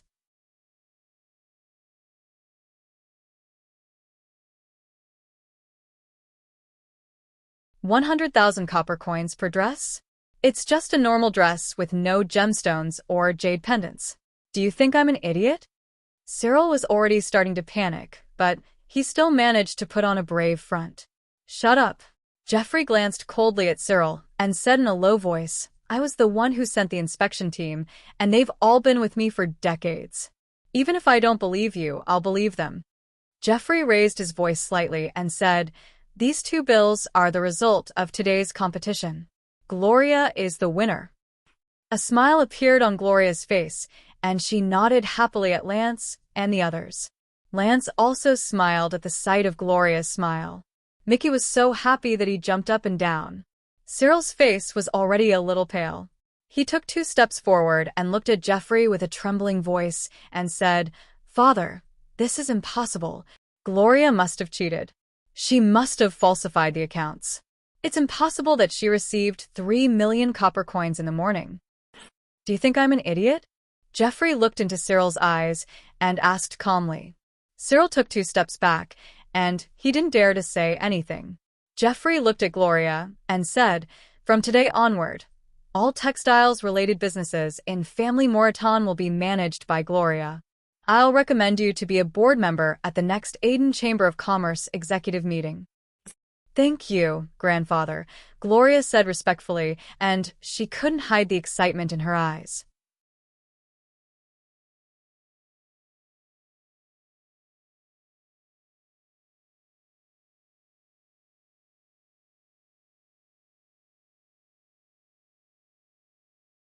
Chapter 8:37. If you're willing to give her a chance now, why didn't you give me a chance back then? Just because I'm a daughter. You forced me to marry a man I didn't like at the age of 17? You can just throw me to anyone you want to curry favor with like an object? Then throw me into the ditch when I'm no longer of any use to you? You don't even want to look at me again? At this moment, Aurora, who had been silent all this time, suddenly stood up and shouted at Jeffrey, who had already walked to the door.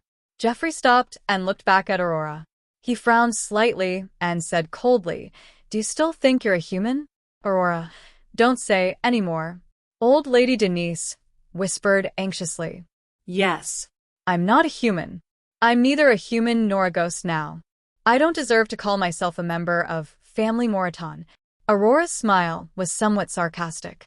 She thumped her chest hard and stared at Jeffrey without the slightest intention of avoiding his gaze. But isn't all this thanks to you, my dear father? When you married me to that drunkard, did you ever think about the pain and torture your daughter had to go through every night? What kind of bad habits he forced her to learn? You knew it. You knew it long ago. He had all the bad habits you hate. It was you who turned your daughter into a person you hate.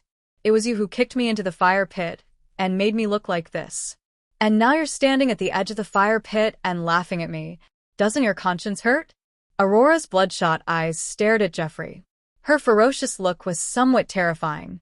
Jeffrey's frown deepened, but his expression was still calm. Everything you've been tainted with is your own choice. It has nothing to do with me. What does it have to do with you?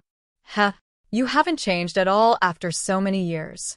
Women are just objects to be used by you. There's no equality or exception to speak of. Aurora chuckled as she pointed a finger at Gloria with a mocking expression and said, "She's just a whetstone that you're using to hone your disappointing son." No matter what kind of abilities and aptitude she possesses, she was destined to never become the successor of the Moreton family from the moment she was born. That's because she's a woman. A woman. Aurora's face was full of madness. Her veins covered her prematurely aged face. Her hands were like chicken claws, only bones were left. Her eyes were bloodshot. The hall became a little quiet. Old Lady Denise wanted to say something, but in the end, she didn't dare to step forward. Geoffrey looked into Aurora's eyes and said, "She's gone crazy. Take her away." The steward who was standing at the door hesitated for a moment before waving his hand towards the door. Two servants quickly walked in and carried Aurora out of the door. "You're the one who killed your daughter. You're the one who killed your daughter," Aurora screamed crazily.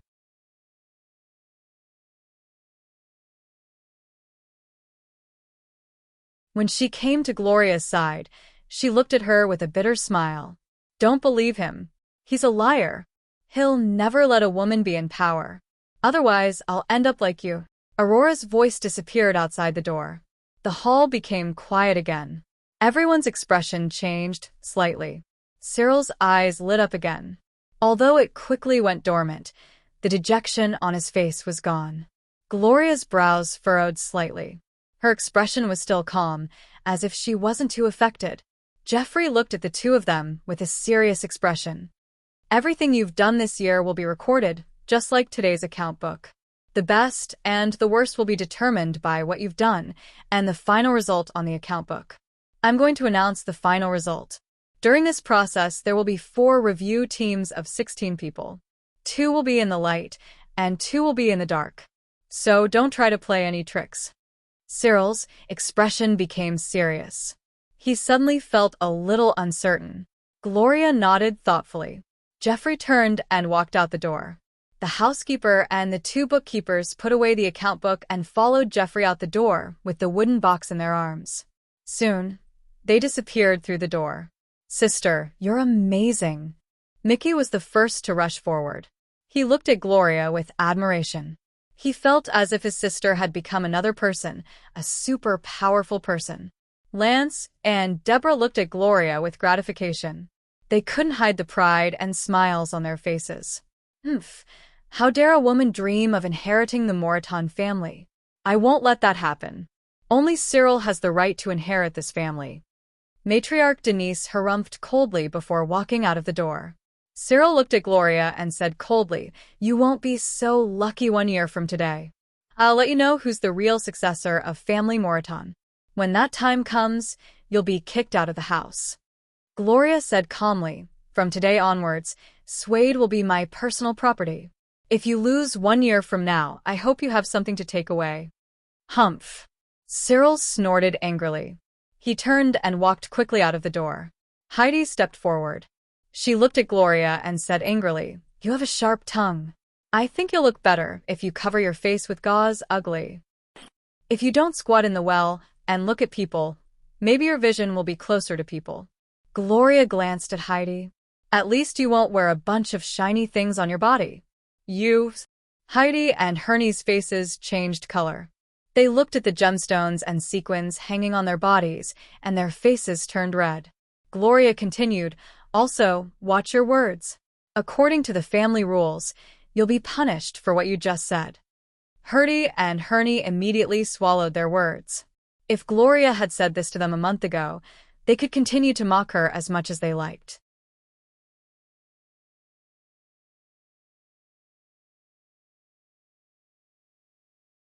After all, she was just a pitiful woman who was despised by everyone and didn't even dare to show her face in front of everyone.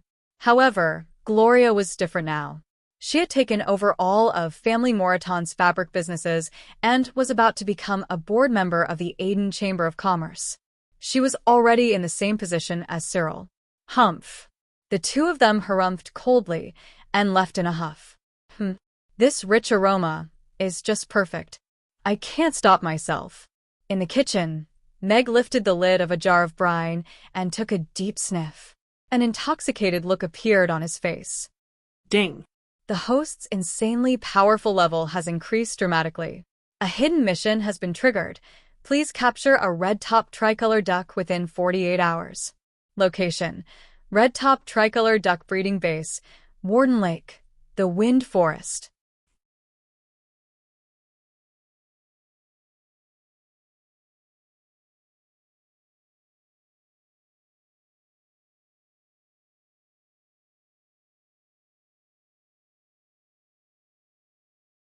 Chapter 8:38. What did you just say? What's a breeding base? Where is it? Isn't Warden Lake the holy lake of the elven race? You're raising ducks there? The ceramic lid in Mag's hand almost fell to the ground as he glared at her. That's not an ordinary duck. The red-top tricolor duck is an extremely rare species of wild duck. Unlike other wild ducks, which have more bones and less meat, the red-top tricolor duck is more like a swan. It's plump and juicy. It's the best choice for roast duck. Furthermore, red-top tricolor ducks are first-tier magic beasts, so unlike normal wild ducks, they usually travel in pairs and don't like to live in groups. They fish in lakes and swamps during the day and sleep in trees at night. They're extremely vigilant, and there are very few of them, so it's not easy to catch them. Warden Lake has excellent water quality and abundant fish, making it the ideal breeding ground for red-top tricolor ducks. The system has raised thousands of red-top tricolor ducks in Warden Lake on a semi-free range basis. You will now have to go to Warden Lake to catch a red-top tricolor duck and experience the process of obtaining food from the breeding ground. You'll be able to inspect the natural breeding ground that the system has set up. The ducks raised in Warden Lake are on a completely different level from the domestic ducks. The system began to explain. Wait, what's important now isn't what kind of duck it is. Is it really appropriate for you to be raising ducks in a lake? Also, why do I have to go all the way to Warden Lake to catch a duck? I'm very busy, Meg interjected with furrowed brows.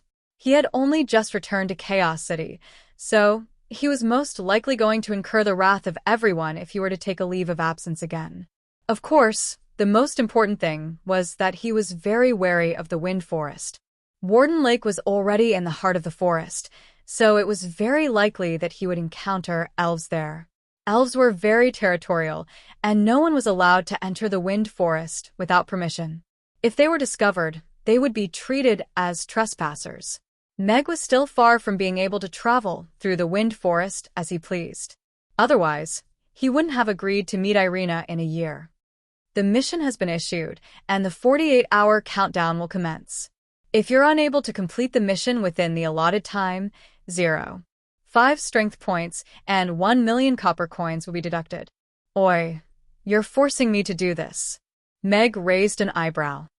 If you complete the mission, you will receive a Quanjude Peking duck recipe, a supply of roast duck ingredients, and all necessary cooking tools.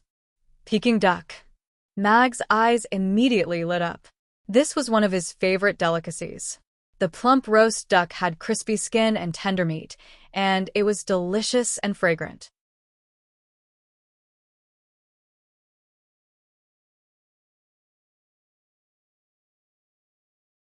Regardless of whether it was eaten directly with sweet sauce and green onions, or when it was wrapped in a lotus leaf biscuit, all of the fragrant and tender delicacies made him yearn for it.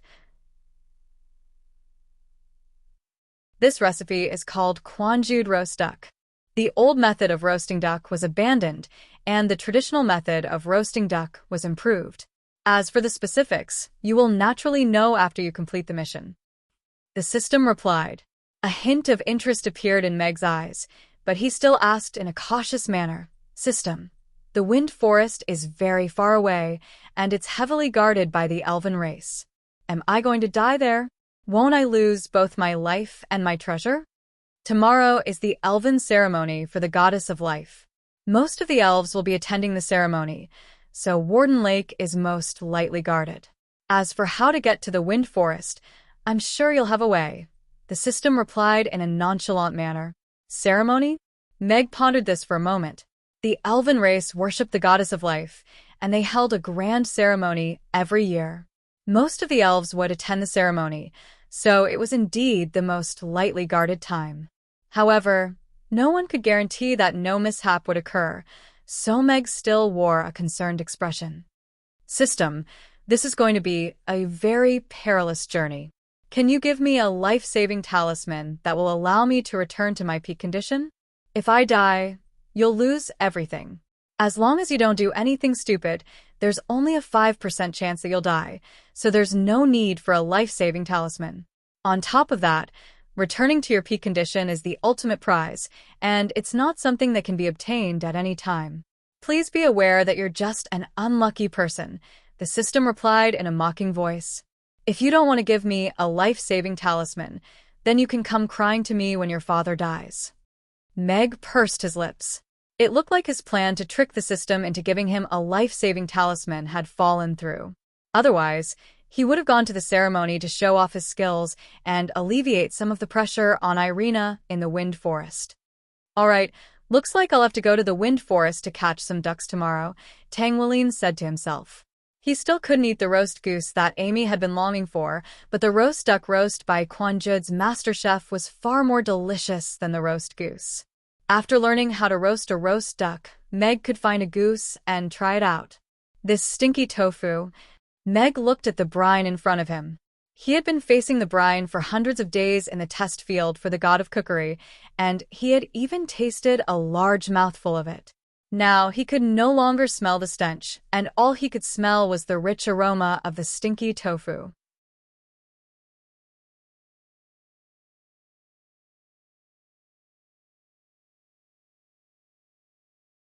I won't release it for the time being. I'll release it after I return from this trip. At that time, I can also test whether the molecular isolation system can really isolate the stench. This is the key to why the stinky tofu can be sold in restaurants. Meg nodded slightly. He put the lid back on, and the air treatment system automatically filled the kitchen with fresh air. I'll just steal a duck this time, so I'll have to keep a low profile. It'll be a little awkward if I run into Irina. It's only been a few days since the start of the year. It'll be awkward if I can't help but miss her, Meg murmured. He couldn't help but think of the young girl in the white dress. That mischievous look was better than any girl he had ever seen. It shouldn't be a problem to sneak a peek. The result of the competition between Gloria and Cyril quickly spread through the business circle of Chaos City. Family Moraton was one of the most prestigious families in Chaos City, and everyone was always curious about the successor. Back when Lance announced that he would give up on inheriting Family Moraton's business and choose to become a teacher at Chaos School, Cyril became Jeffrey's only choice. Everyone thought that Cyril would eventually inherit Family Moraton and become the new head of the family. Who would have thought that after Lance's daughter grew up, she would announce her participation in the competition?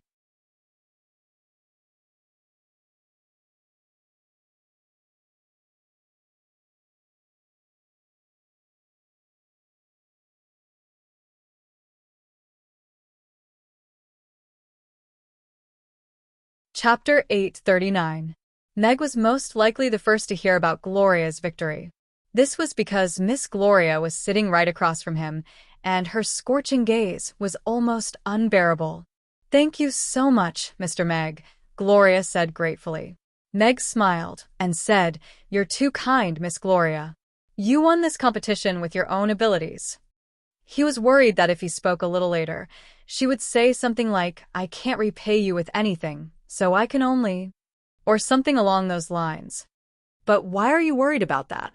Meg looked at Gloria's long eyelashes and her lavender eyes. They were so beautiful that they were irresistible. She was probably worried that he wouldn't be able to resist saying yes. Gloria said, "I'll get the accountant to send the bill and 20% of the profits to the restaurant tomorrow. At the same time, I'll give the first 10% of the profits to the foundation to buy autumn clothes for the children. The weather is already getting cold." A hint of warmth welled up in Meg's heart at the sight of Gloria's concerned expression. He nodded and said, "It's time to buy some clothes for the children, but you can give them to me the day after tomorrow. I have to go out tomorrow." "Are you going out again, Mr. Meg?" Gloria was a little surprised to hear this. "I'm going out to gather materials. The restaurant hasn't released any new dishes in a while, so I'm going out to look for inspiration. Meg nodded with a smile. If it weren't for the system's sudden announcement of a new mission, he wouldn't be going out either. You're a very hardworking person, Mr. Meg. Gloria looked at Meg with a hint of admiration in her eyes. He was already so powerful, but he was still so hardworking and demanding. The two of them didn't chat for very long. A faint smile appeared on Meg's face as he watched Gloria's horse-drawn carriage disappear into the distance. A young woman who had once covered her face with a veil had taken over Family Moriton's textiles business in just a few short months and was about to become a board member of the Aden Chamber of Commerce. All of this had been changed by a single dish of tofu pudding. This was such an interesting thing. This sense of accomplishment had surpassed the enjoyment of cooking itself. It was more like a kind of sublimation, allowing him to find the meaning of what he was doing. Even if it was a chef, if he did his best, he could still bring about some beautiful changes to this world. The sun was setting in the west. In the north of the city, two people and a fat eagle finally climbed up the tall mountain.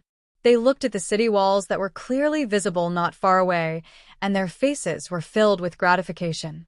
Abraham's lips were already cracked due to the lack of water, and he turned to the beast tamer as he asked, "Can we leave now?" The beast tamer appeared to be in an even worse state.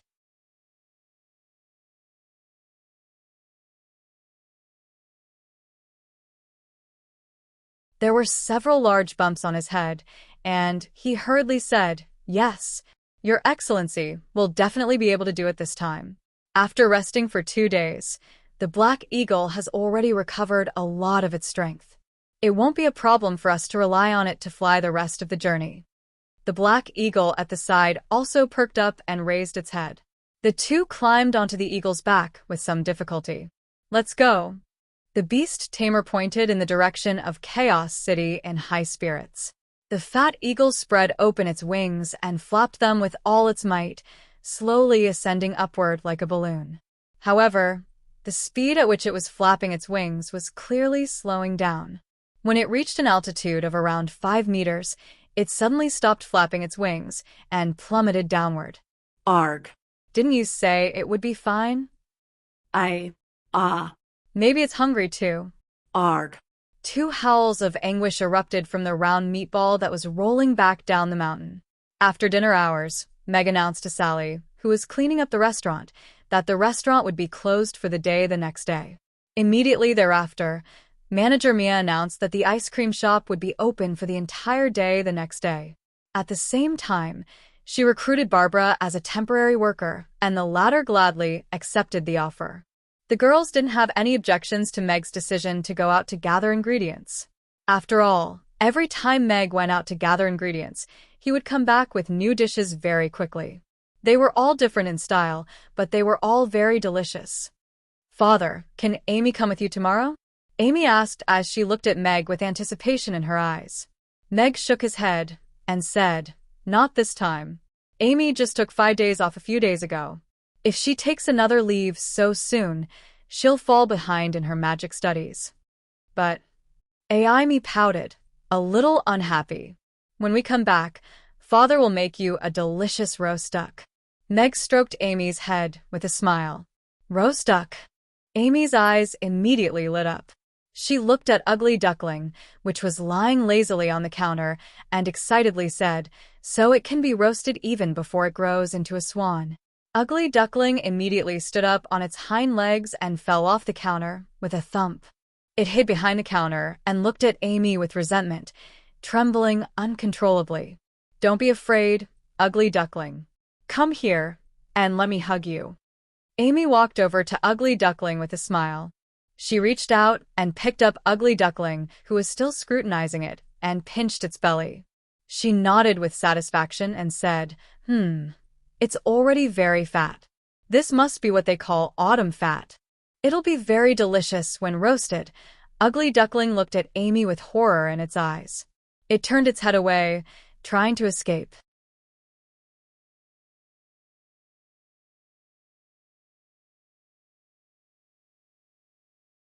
After coaxing Amy to sleep, Meg turned on the lamp on his desk and pulled out a few books on elven matters that he had just brought back from the bookstore a few days ago.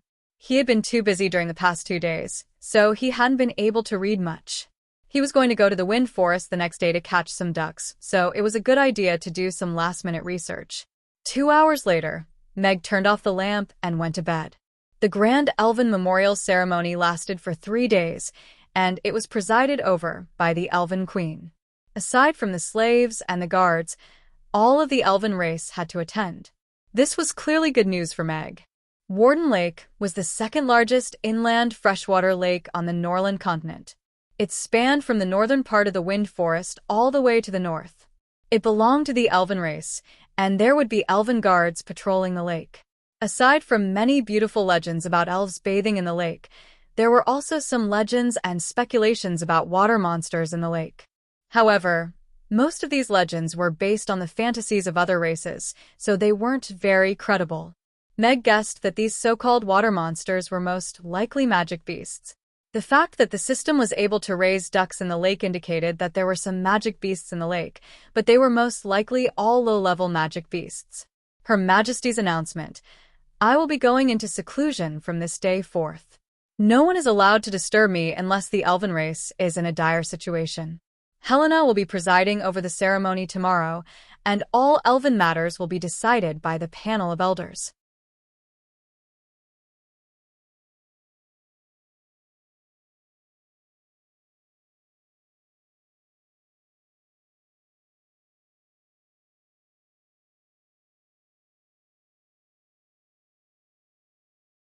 Chapter 840. Meg woke up early to make breakfast and prepare a lunch for Amy. If everything went well, he should be back before sunset. Only then did he wake Amy up. Due to the fact that customers were lining up earlier and earlier in the morning, Meg wrote a notice and hung it on the door after breakfast. Then he rode his bicycle to send Amy to chaos school. I'm taking a day off to gather ingredients. Tomorrow I'll be serving the new dish, stinky tofu. The customers who arrived at Amy's early in the morning looked at the notice hanging on the door with complicated expressions. Although I'm used to Mr. Mac going out to gather ingredients, and I'm looking forward to the new dish, why do I still feel a little uncomfortable? I'm in favor of gathering ingredients, but what is this stinky tofu? Is it really stinky tofu? Could it be a new flavor of tofu pudding? Someone asked. Everyone's expressions changed. Could it be that Mr. Mac had really come up with such a perverted flavor?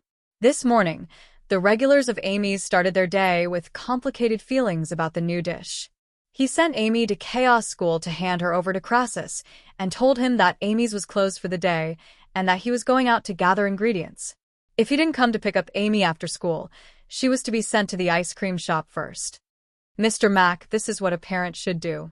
Crassus looked at Meg and nodded with satisfaction. This was the first time that Meg went out to gather ingredients without Amy. After leaving chaos school, Meg rode his bicycle out of the city through the south gate.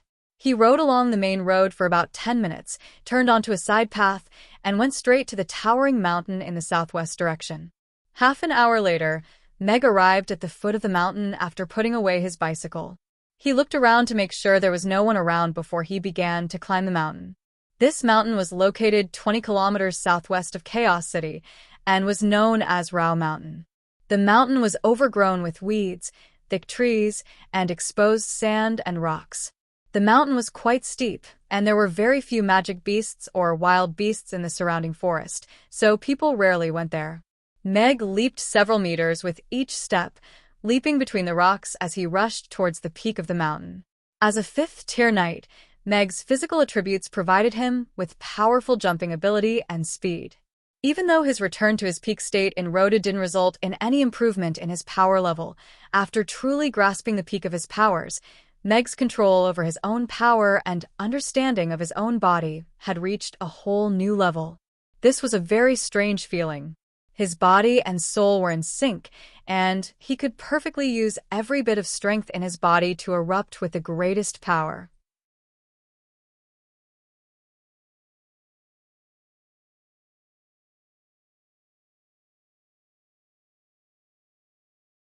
Near the top of the mountain, in a deep cave, a pair of purple eyes slowly opened and looked in the direction of the cave entrance. A figure appeared at the entrance of the cave, and a beam of light shone into the cave, illuminating the gargantuan creature within. Meg shone the flashlight in his hand on the stone wall and looked at the purple-striped griffin that was running toward him with its tongue out with excitement on its face. "Ozzy, we need to go somewhere."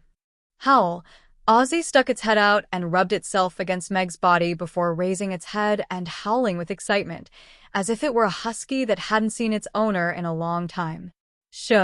Meg hurriedly stopped it. He looked at this massive creature with the blood of a husky flowing in its veins, and a resigned expression appeared on his face. It was so dumb that it shouldn't be called Ozzy. It should be called Aha instead. This massive creature was none other than Alex's purple-striped griffin. Meg had told it to go back to Chaos City and wait for him. Even though it was a little dumb, as a 10th-tier magic beast, it was still quite intelligent and hadn't caused any trouble during this period of time. Meg pulled out the Tian-Du sword from the depths of the cave and changed into a black robe and a mask. He jumped onto the griffin's back and said, "Ozzy, go to the wind forest. Fly high and try not to be discovered." Z responded with a howl. She folded her wings, walked to the entrance of a cave, and jumped out. Suddenly, she spread her wings and flapped them hard. The strong wind blew the rocks off the mountain with a sonic boom. In the blink of an eye, the griffin, which was shining with a purple-gold luster under the sunlight, became a black in the sky and disappeared into the clouds.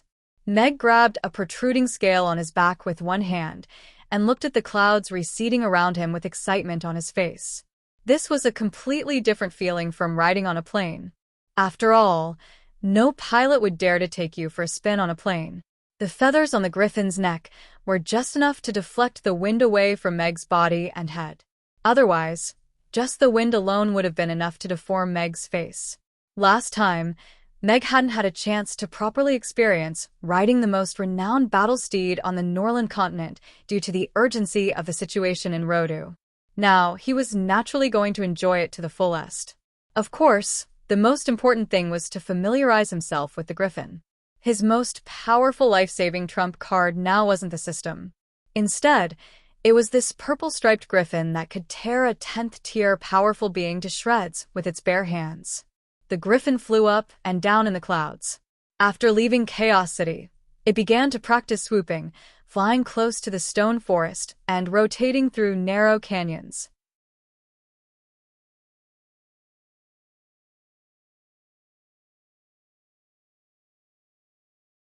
All types of dazzling flying techniques were developed by Meg one after another, making the boring journey extremely interesting.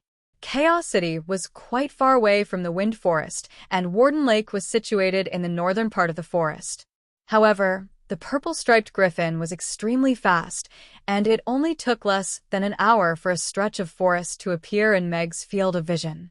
This was a forest that was as lush as a tropical rainforest.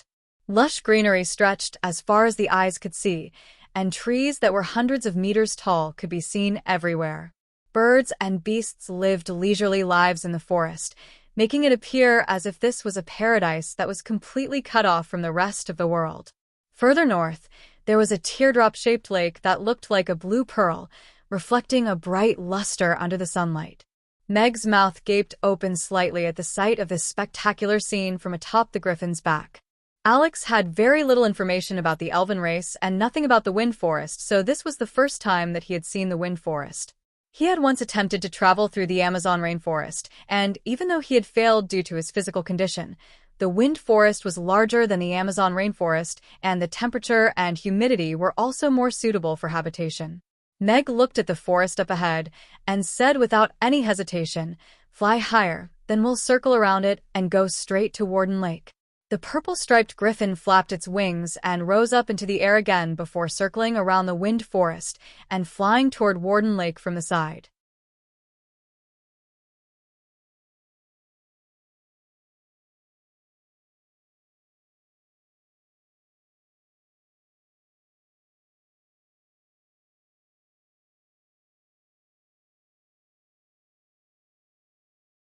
Chapter 841.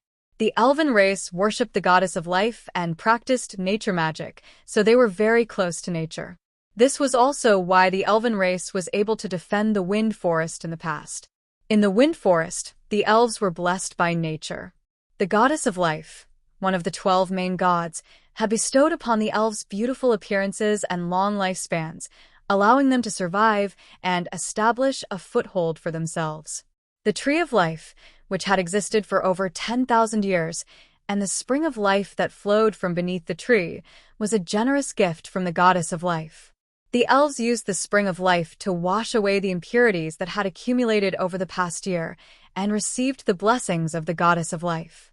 This was the most important annual ceremony of the elven race. All elves in the Wind Forest had once been able to participate, but elven slaves were now excluded. All of the elves put on their best attire to attend this grand and solemn ceremony. Tens of thousands of elves gathered in front of the square in the cave, where the Tree of Life was situated. The circular well constructed from white jade was enshrouded by a magic barrier, and the clear spring of life rippled slightly within the well, attracting the attention of all of the elves. The elves stood in a strict manner according to their status, and there was a hint of tension in their neat formation. The 8 major families stood at the very front of the line, and the elves in luxurious attire were basking in the envious gazes of the elves. The elves were still arriving, and the leaders of the major families weren't in a hurry to start lining up, so most of them hadn't appeared yet. Have you heard? Her Majesty is in seclusion, and she won't be hosting the ceremony. Really? Why would Her Majesty suddenly go into seclusion? Who's going to be hosting this ceremony? Could it be Princess Irina? Of course it's true. It's not the princess hosting. It's Mistress Helena. This isn't something that small families like yours have the right to know. However, the ceremony is about to begin, so there's no harm in letting you know. A piece of news quickly spread through the line. After being suppressed for an entire night, the announcement that Her Majesty had made the night before was finally released, and it created quite a stir.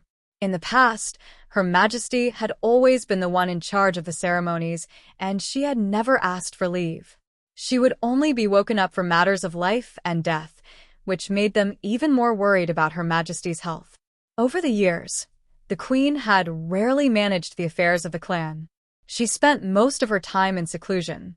It was said that it was an old injury she had sustained during the racial war. However, no one had seen her in action, so no one knew how her body was doing.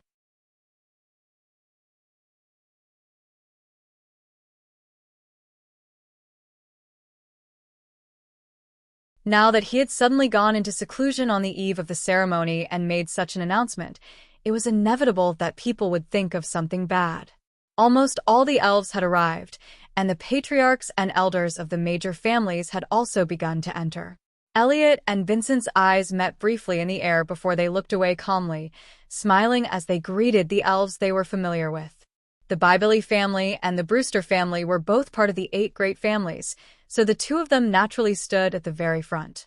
After the patriarchs of the 8 great clans entered, the scene gradually quieted down.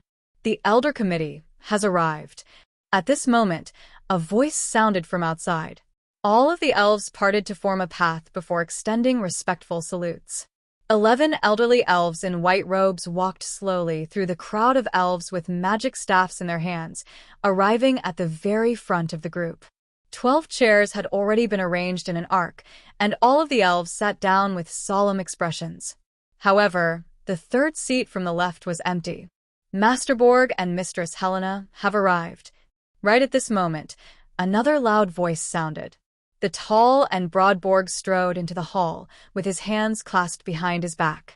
All of the elves on either side of the hall bowed in a respectful manner, and even the panel of elders rose to their feet. Even though they didn't extend respectful salutes like normal elves, they still expressed their respect. Among these two, one of them was Mistress Helena, who had been hailed as one of the twin stars of the elven race along with the Queen. She was responsible for establishing a powerful and stable base for the elven race, as well as accumulating enough power for a counterattack. As for Borg, he was hailed as the war god of the elven race and was the Queen's right-hand man. He had helped the Queen slay countless enemies and made many illustrious achievements on the battlefield.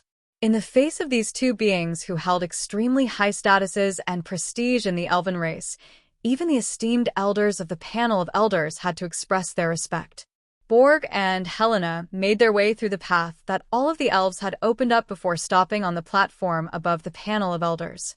Borg turned to all of the elves and announced in a loud voice, "My brethren, Her Majesty made an announcement yesterday that she's going into seclusion for some time. From this day forth, all of the elven race's matters will be decided by the panel of elders, and today's ceremony will be presided over by High Priestess Helena." Even though all of the elves had already heard some news about this, they were still rather uneasy to hear this from Borg.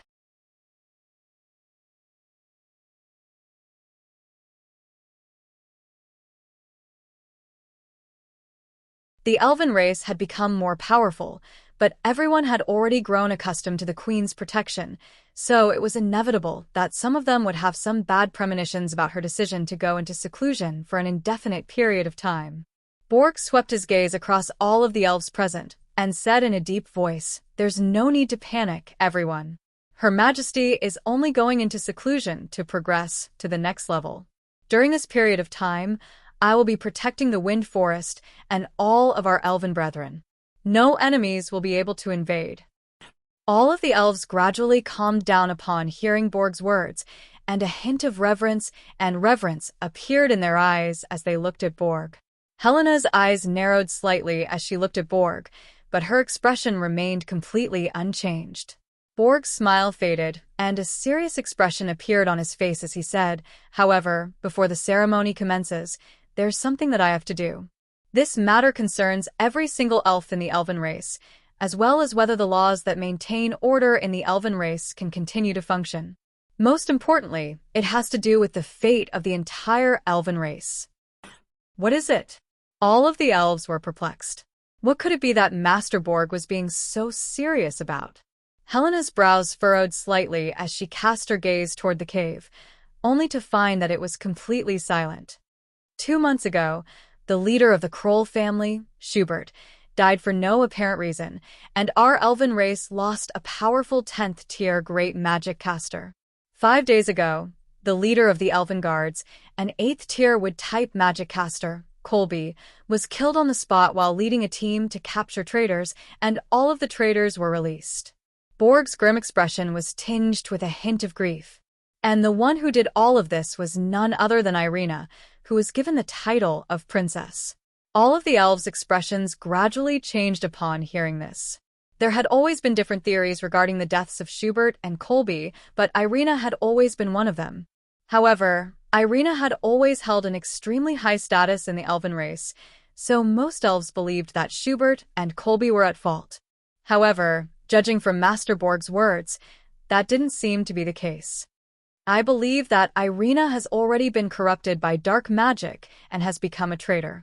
As such, she's no longer worthy of being the elven princess. I request that the panel of elders abolish Irina from her position as princess."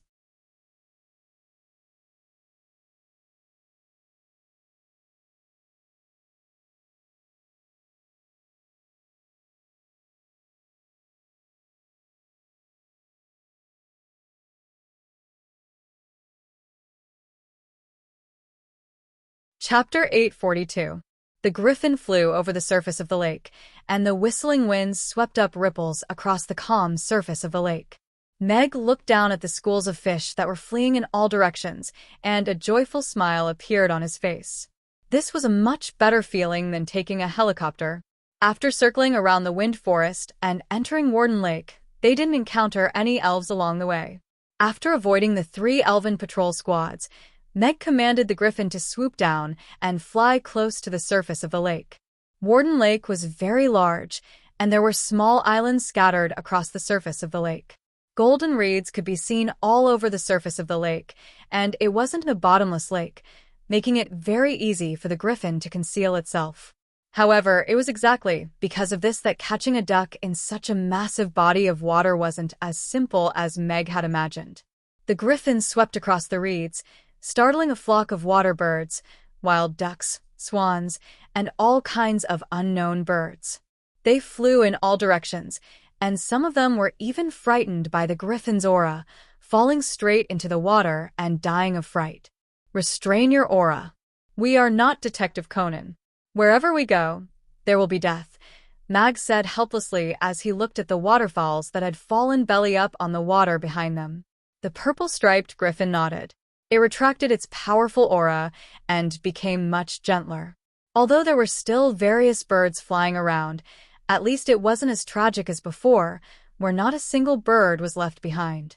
Meg's eyes widened as he stared at the birds flying out of the reeds, but even after half an hour, he still didn't discover anything. A resigned look appeared on his face as he said, "System, what does that red-topped tricolor cat duck look like? Can you at least give me a picture of it?" Host, can't you imagine what it looks like even with such an obvious name? That's a duck with red feathers and 3 different colors. Do you understand now?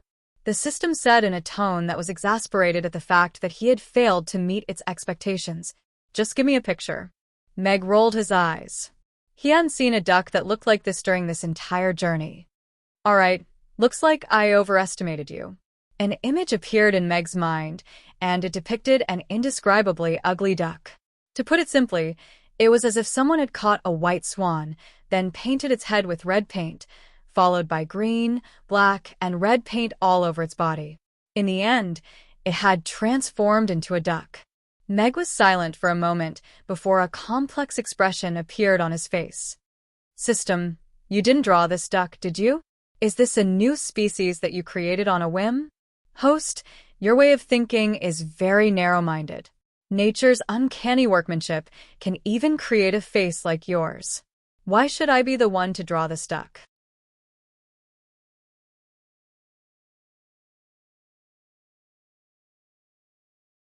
Also, this duck may be ugly, but when God closed a door, he also left a window. Its meat is so delicious that it's even more delicious than that of a swan's meat. Is it a good thing for a duck to have delicious meat?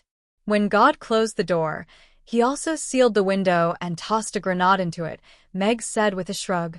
Well, the system paused momentarily before continuing. In any case, just follow this image. If you want to obtain the best ingredients, you have to be diligent and patient. They often hide in unexpected places, so it's not easy to find them. As if I'll believe you. Meg rolled his eyes, but he still began to inspect his surroundings more carefully. The ceremony was going to last for around 3 hours, and he had to find the tricolor duck within that time frame. Only then would he be able to complete his mission. Borg's voice trailed off, and everyone fell silent. Hesitant expressions appeared on all of the elves' faces. Borg had listed Irina's crimes, but he was still quite hesitant to remove Irina from her position as the princess. As the princess of the elven race, Irina had been acknowledged by the Tree of Life at birth and had received special blessings from the goddess of life ever since she was a child. She possessed astonishing aptitude and was the most powerful being among the younger generation of the elven race. She was even more powerful than the elves who had lived for several centuries and was almost invincible in the elven race. She was the pride of the elven race and the princess in the hearts of all the elves. She was the next elven queen. She had become a 10th-tier magic caster at only 30 years of age, and she still had an extremely long lifespan ahead of her. No one knew how far she would go in the future, and perhaps she would become even more powerful than the Elven Queen. However, Borg was now going to remove her from her position as the princess. An eye for an eye. Even if she's a princess, she can't kill her own kind for no reason. That's not something a princess would do. Schubert was such a kind elf, and he was my best friend for several centuries, but he was killed by Irina for no reason at all. The leader of the Behrman family was quite emotional.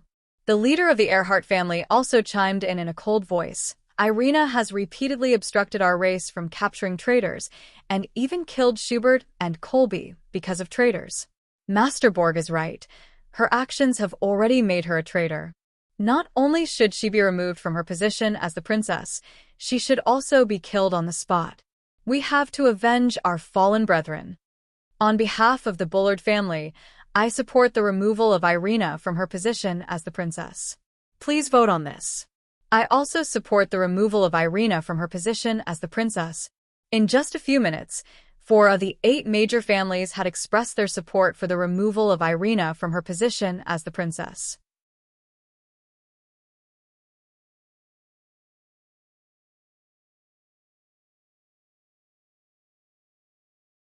Immediately thereafter, even more family leaders also expressed their support. All of a sudden, everyone on the plaza was yelling, "Remove Irina from her position as the princess. Avenge our fallen brethren." Borg cast his gaze toward the 4 major families that hadn't expressed their support, and a cold light flashed through his eyes. All of the family leaders didn't dare to look directly at Borg as they turned toward Helena in unison, including Elliot and Vincent. All of the family leaders who didn't say anything in the crowd were also looking at Helena. Even many of the elders in the panel of elders were looking at Helena. As the High Priestess, Helena's prestige in the elven race was second only to that of the Queen, and second only to Borg. Furthermore, the Queen had rarely interfered in the affairs of the elven race, so Helena was basically the one who was running the elven race, including the formulation of the system. As such, even though Borg's set family was very powerful, he still wasn't able to make all of the major families swear allegiance to him. The family system was first proposed by Helena, and she was the one who had promoted it. Most of the family leaders present had been promoted by her. As such, her stance was very important. Borg's brows furrowed as he turned to Helena and said, "High Priestess Helena, the goddess of life and the Queen have chosen me. Who do you think you are to remove me from my position?"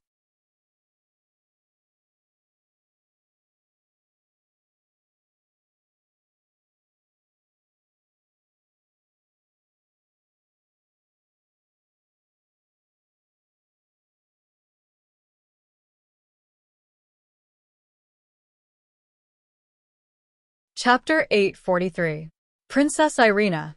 All of the elves turned toward the cave, only to find Irina slowly making her way out of the cave in a long white dress. Her cold expression was extremely calm, and she didn't seem to be fearful in the slightest in the face of all of the elves' condemnation. All of the young elves were beginning to waver. Not only was Irina the princess of the elven race, she was also the idol and goddess in the hearts of all of the younger elves. All of the elves wanted to live a carefree life like Irina and become as powerful as she was. In their hearts, Irina was no different from a queen. In fact, they were already convinced that she was going to be the next queen. However, Borg had repeatedly accused her of crimes and wanted her deposed.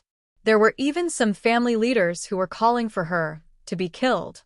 However, Irina had now appeared. She was just as straightforward and powerful as ever. She didn't try to evade or explain herself, and her powerful aura instantly intimidated everyone present. Even the family leaders of the 8 major families who had been speaking up earlier had involuntarily shut their mouths. It was undeniable that she was simply too powerful to ignore. Regardless of whether it was the fact that she had slain Schubert as soon as she emerged from seclusion, or the fact that she had joined forces with Alex to slay 7 10th-tier great magic casters in Rodu a few days ago, the rumors of Irina's decline in power from 3 years ago were completely dispelled. She was still the same powerful princess who struck fear into the hearts of all. Irina stopped in front of the Spring of Life and looked at Borg through the spring water as she said in a cold and mocking voice, "Looks like you can't wait any longer, Borg. His Majesty has only just gone into seclusion, and you're already in such a hurry to ascend to the throne?" Borg turned to Irina with a cold expression and said, "Irina, you've killed your brethren for no reason and released traitors on many occasions. All signs point to the fact that you've been corrupted by dark magic, and you've turned your back on the goddess of life and become a traitor." All of the elves began to look at Irina with anger in their eyes. The goddess of life was the faith of the elves. It was a faith that had protected and guided the elves through many difficult times. All those who betrayed the goddess of life were called traitors. They cultivated evil dark magic and were treacherous. Even if they were captured and brought back to the Wind Forest to be baptized, they could only become slaves. If Irina really did betray the goddess of life, then she would be a traitor who practiced dark magic and the enemy of the entire elven race. This was something that no elf could tolerate. Dark magic? Heh. A mocking smile appeared on Irina's face as she looked at Borg. A burst of green light appeared over her palm, and a seed began to sprout before growing into a small tree.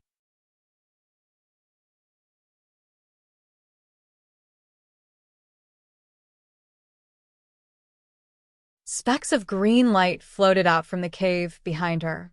A branch of the Tree of Life stretched out from the entrance of a cave, circled around Irina, and then gently touched the small tree. The faint green light sprinkled on the small tree, making the tender green leaves feel a bit more sparkling. Borg, what right do you have to call me a traitor? Do you think you can just spout nonsense with that mouth of yours? Irina looked at Borg as she slowly raised the small tree in her hand. If I were a traitor, would the Tree of Life have discovered me later than you? If I betrayed the Goddess of Life, would the Tree of Life have traveled thousands of kilometers to deliver life force energy to me when I almost died in Rodu? If I were using dark magic, how would I be able to make this seed grow? All of the elves looked at the small tree in Irina's hand, and the branch of the Tree of Life that was circling around her in an intimate manner. All of them fell silent as they turned to look at Borg with puzzled expressions. The Tree of Life was a holy tree bestowed upon the elven race by the Goddess of Life. Even though it couldn't speak, it possessed extremely high divinity. Only the past queens had been able to receive the acknowledgement of the Tree of Life, and Irina was the first elf to have received the acknowledgement of the Tree of Life before she had even ascended to the throne. A few days ago, Irina had been in danger in Rodu, and powerful fluctuations had appeared from the Tree of Life. All of the elven race had witnessed the phenomenon that had occurred due to the outpouring of life force energy. There was no way that a traitor who cultivated dark magic would be able to receive the acknowledgement of the Tree of Life, as the aura of death possessed by dark magic was the exact opposite of the aura of life. High Priestess Helena, do you think I've cultivated dark magic? Or do you also think I'm a traitor? Irina turned to Helena with a serious expression.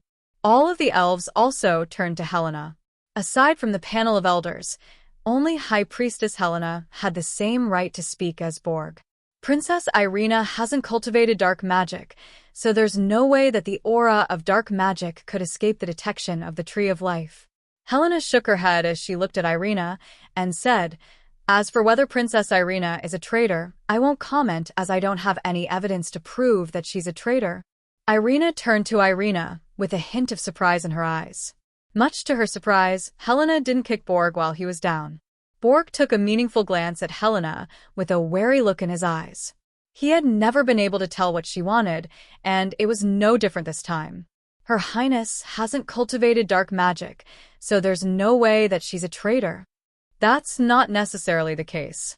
She killed Master Schubert and Master Colby for the sake of the traitors. If she's not a traitor, then why would she do something like that?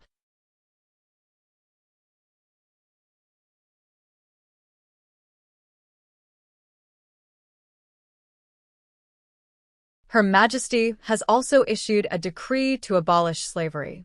Seeing as those traitors have already returned to the forest and received the baptism of the water of life, why should they be subjected to all kinds of torture? Is that the right thing to do? They're traitors. They've betrayed their faith and the forest. This humiliation will forever be etched onto their bodies and will be passed down by their descendants for all eternity. They don't deserve to be referred to as elves anymore. They can only be lowly slaves. That's right. They're lowly slaves. All of the elves began to debate over whether Irina was a traitor or not.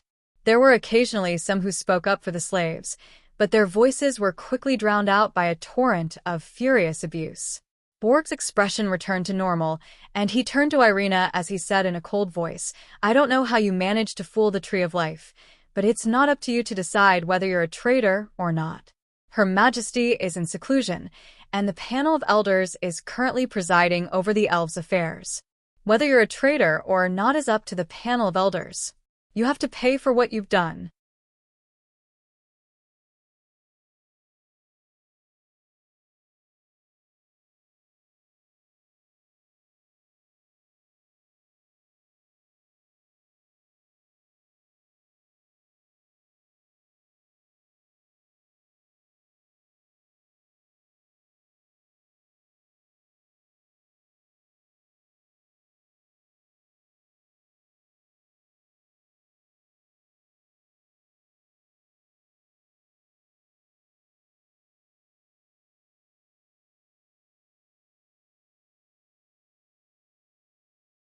Chapter 844.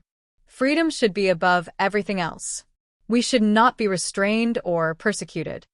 This is what the elves should pursue. Power, wealth, desire.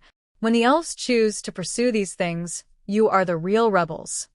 Irina's voice was not loud, but it clearly traveled into the ears of every elf in the Wind Forest.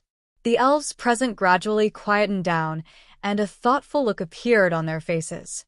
Some elves even looked ashamed. She really does resemble Her Majesty back then.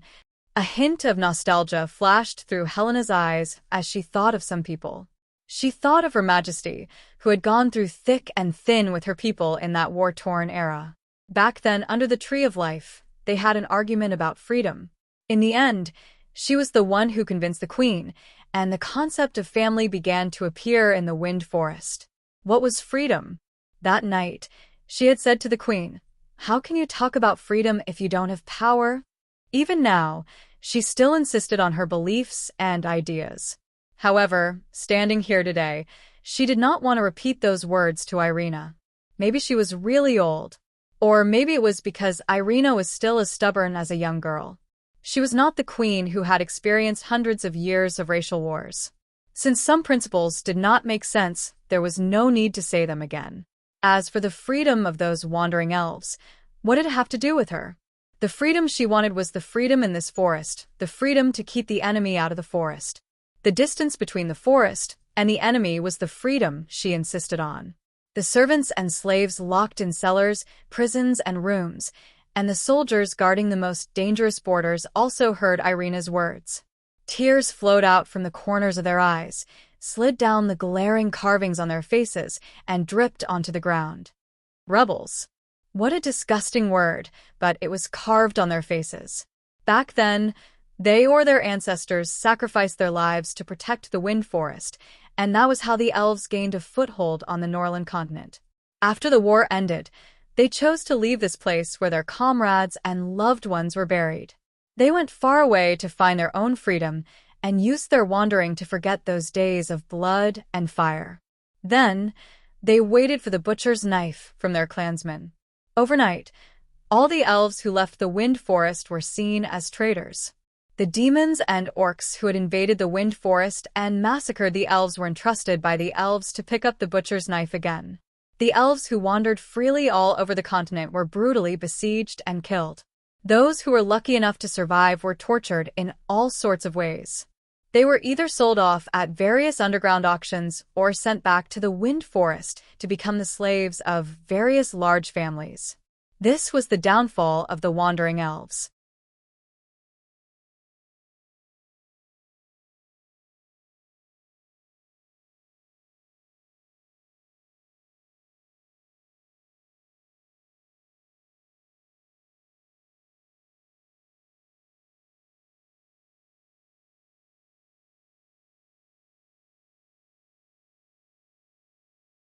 The helpless elves had hoped that the kind queen would put an end to all this. But it didn't happen. The queen seemed to know nothing about it and had never even expressed any opinion on the matter. Or rather, this was the queen's order. No elves knew, because for the past few decades, Her Majesty the Queen had almost never appeared in front of the elves after the annual ceremony. The influence of the major families was growing, and in order to satisfy their desires, more and more mercenary groups were capturing elves. Their actions were also becoming more and more rampant. Faced with the large number of mercenary groups, the wandering elves were almost defenseless. They were escorted to the Wind Forest and labeled as traitors and dark magic casters. They were forced to undergo the so-called baptism of the water of life. The beautiful elves were chosen as personal servants, while the ordinary and old elves were engraved with the word traitor on their faces and became slaves. The elven code set layers of shackles on them.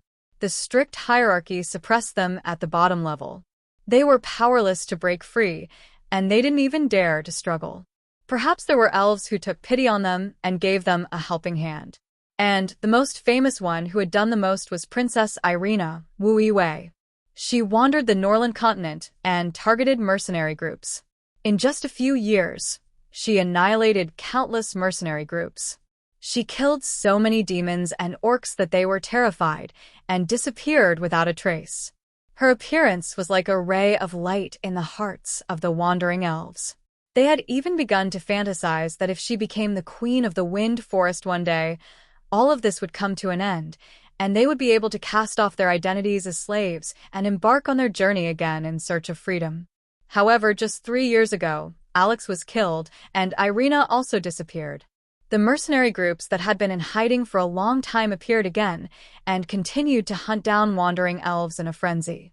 The ray of light was snuffed out, and everything returned to darkness and despair. However, 2 months ago, Irina appeared again. First, she killed Schubert and forced the queen to amend the Elven Code. Then, she killed Kobil of the Guidance Mercenary Squad and released all of the captured elves. Her words had spread throughout the Wind Forest, and they had been touched by her words. It turned out that there were still elves who understood their hearts. There were elves who still remembered the teachings of their ancestors and knew what the elves were truly pursuing. "What's that?" Meg, who was searching for ducks on Warden Lake, turned toward the direction of the Wind Forest with a hint of surprise in his eyes. Right at this moment, 2 brightly colored ducks suddenly flew up from the nearby reeds. "I've finally found you."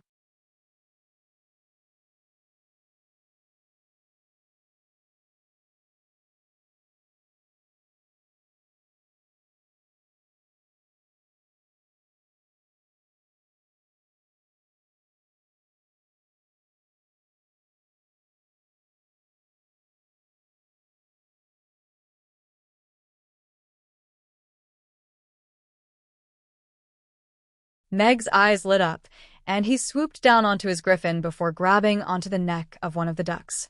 The red-topped tricolor duck was as fat as a swan, and it had a red head with 3 different colors smeared all over its body. As expected, it was extremely hideous. "Ozzy, turn around and go to the Wind Forest," Meg instructed in a grim voice as he strapped the duck onto his griffin's back. "Nonsense." Borg's enraged roar jolted everyone out of their reverie. All of the family leaders wore complex expressions on their faces, but they were extremely determined. No one was going to make them give up on the power and status that this power could bring them. What Irina wanted to do was to turn all of this upside down. As such, she was their enemy. Borg looked at the elders seated in the elder seating area with a solemn expression and said in a deep voice, "Elders, the family leaders and I propose to remove Irina from her position and cripple her magic power. Please make a decision." The Bellman family is requesting that Irina be removed from her position. The Earhart family is requesting that Irina be removed from her position. Punish her severely. One family leader after another spoke up, requesting that Irina be removed from her position. This included both the 8 major families and normal small families, but almost half of them were requesting the removal of her position. Irina looked at all of the elves with a derisive sneer on her face.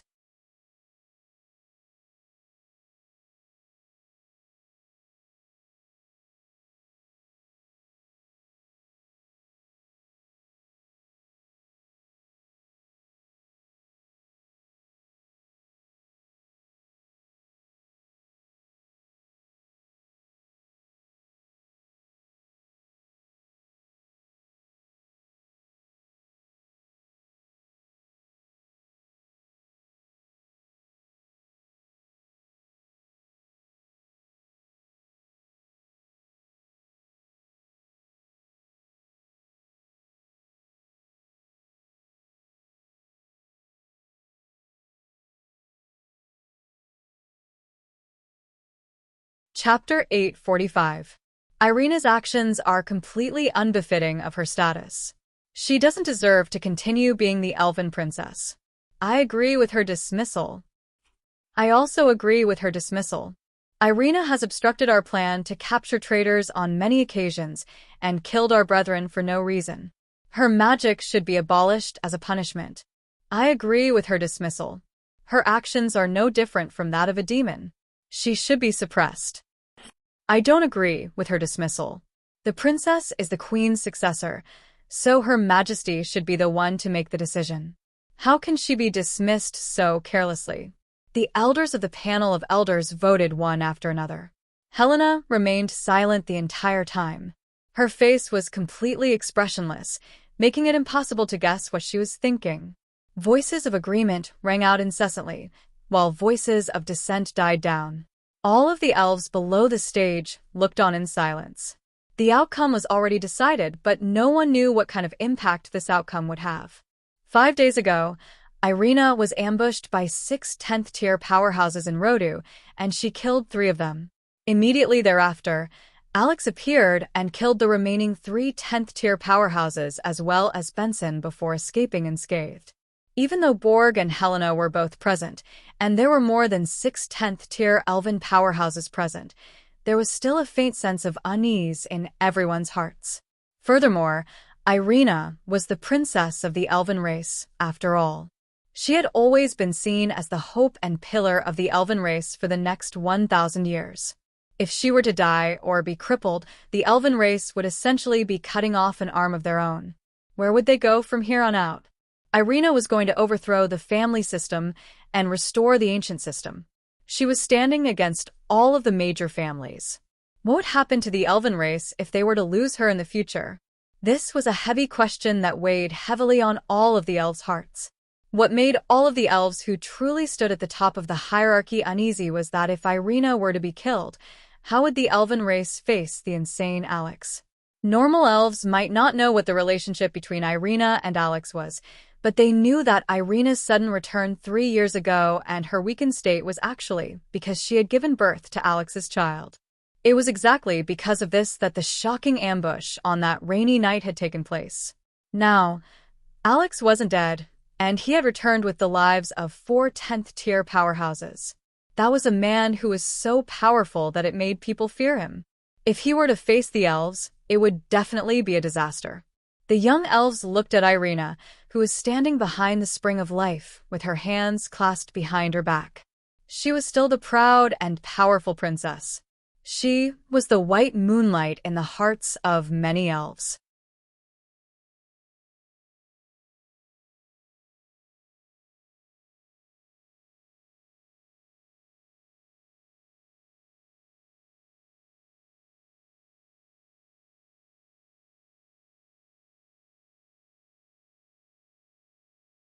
They didn't dare to blaspheme her, nor did they have the slightest hatred for her.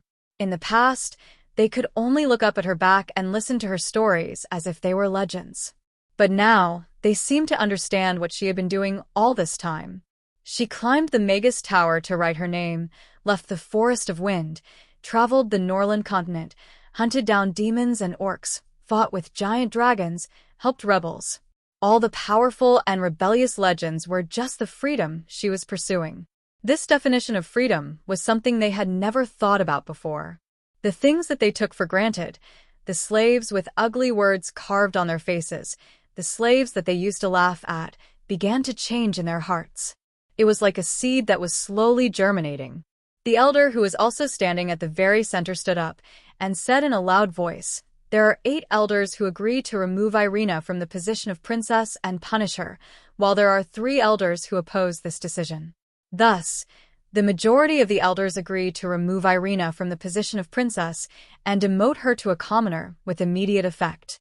At the same time, she will take responsibility for the deaths of Schubert and Colby. Her brain region will be destroyed, and she will be imprisoned in the Tower of Death for all eternity. Everyone fell silent. Even though the results had been achieved according to their wishes, even the leaders of the 8 major families had shut their mouths as they looked at Irina with cautious expressions. She wasn't a weak little girl. Instead, she was a powerful being who could kill 3 10th-tier powerhouses in an ambush. More importantly, this time, the Tree of Life was right behind her. Irina looked at the elders of the panel of elders, and she wasn't fearful in the slightest. Instead, she was slightly disappointed as she said, "You're the worst panel of elders I've ever seen." The elder, who was over 900 years old, reflexively took a step back, and all of the other elders also avoided Irina's gaze, not daring to look directly into her eyes. Irina shifted her gaze away from all of the elders and cast her gaze toward the elves below the stage. She then looked past them into the distance. "My brethren, I hope you can find your kind and gentle hearts. I hope you can become friends with trees, flowers, and birds. I hope you can use your hearts to experience and accept everything that you encounter and become true elves instead of demons in elven skin. I hope that everything I'm doing isn't just a one-man show. I hope that all of you who are being persecuted can pick up your weapons and unite to defend your freedom. I'll be your guide. A warm voice rang out throughout the wind forest, and a burst of golden light erupted from Irina's body, as if a golden veil had been draped over her body.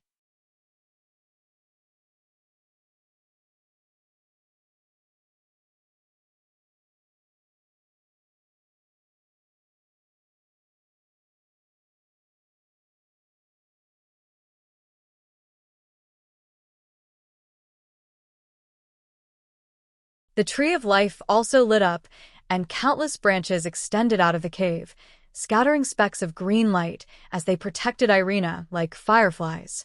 How arrogant! I'm going to enforce the law on behalf of the panel of elders and seek justice for Schubert and Colby. Borg's brows furrowed, and a black wand had already appeared in his hand. He raised a finger, and a beam of black light had already silently shot forth toward Irina. The beam of black light split into 3 in midair, and then from 3 to 9. They transformed into 9 3-meter-long cheetahs that pounced toward Irina. Their menacing fangs and sharp claws left a trail of afterimages in their wake, and they were moving at a terrifying speed that even the naked eye couldn't follow. Holy light purification. Irina's staff also appeared in her hand, and she looked on in a calm manner at the oncoming cheetahs. Golden light erupted from the crystal at the tip of her staff before abruptly erupting forth. A cylindrical pillar of golden light erupted forth, sweeping toward the oncoming cheetahs. They were like crystals that had been struck by bullets, and they were instantly destroyed. The entire sky was swept away, leaving behind only a white scar and a few wisps of black mist.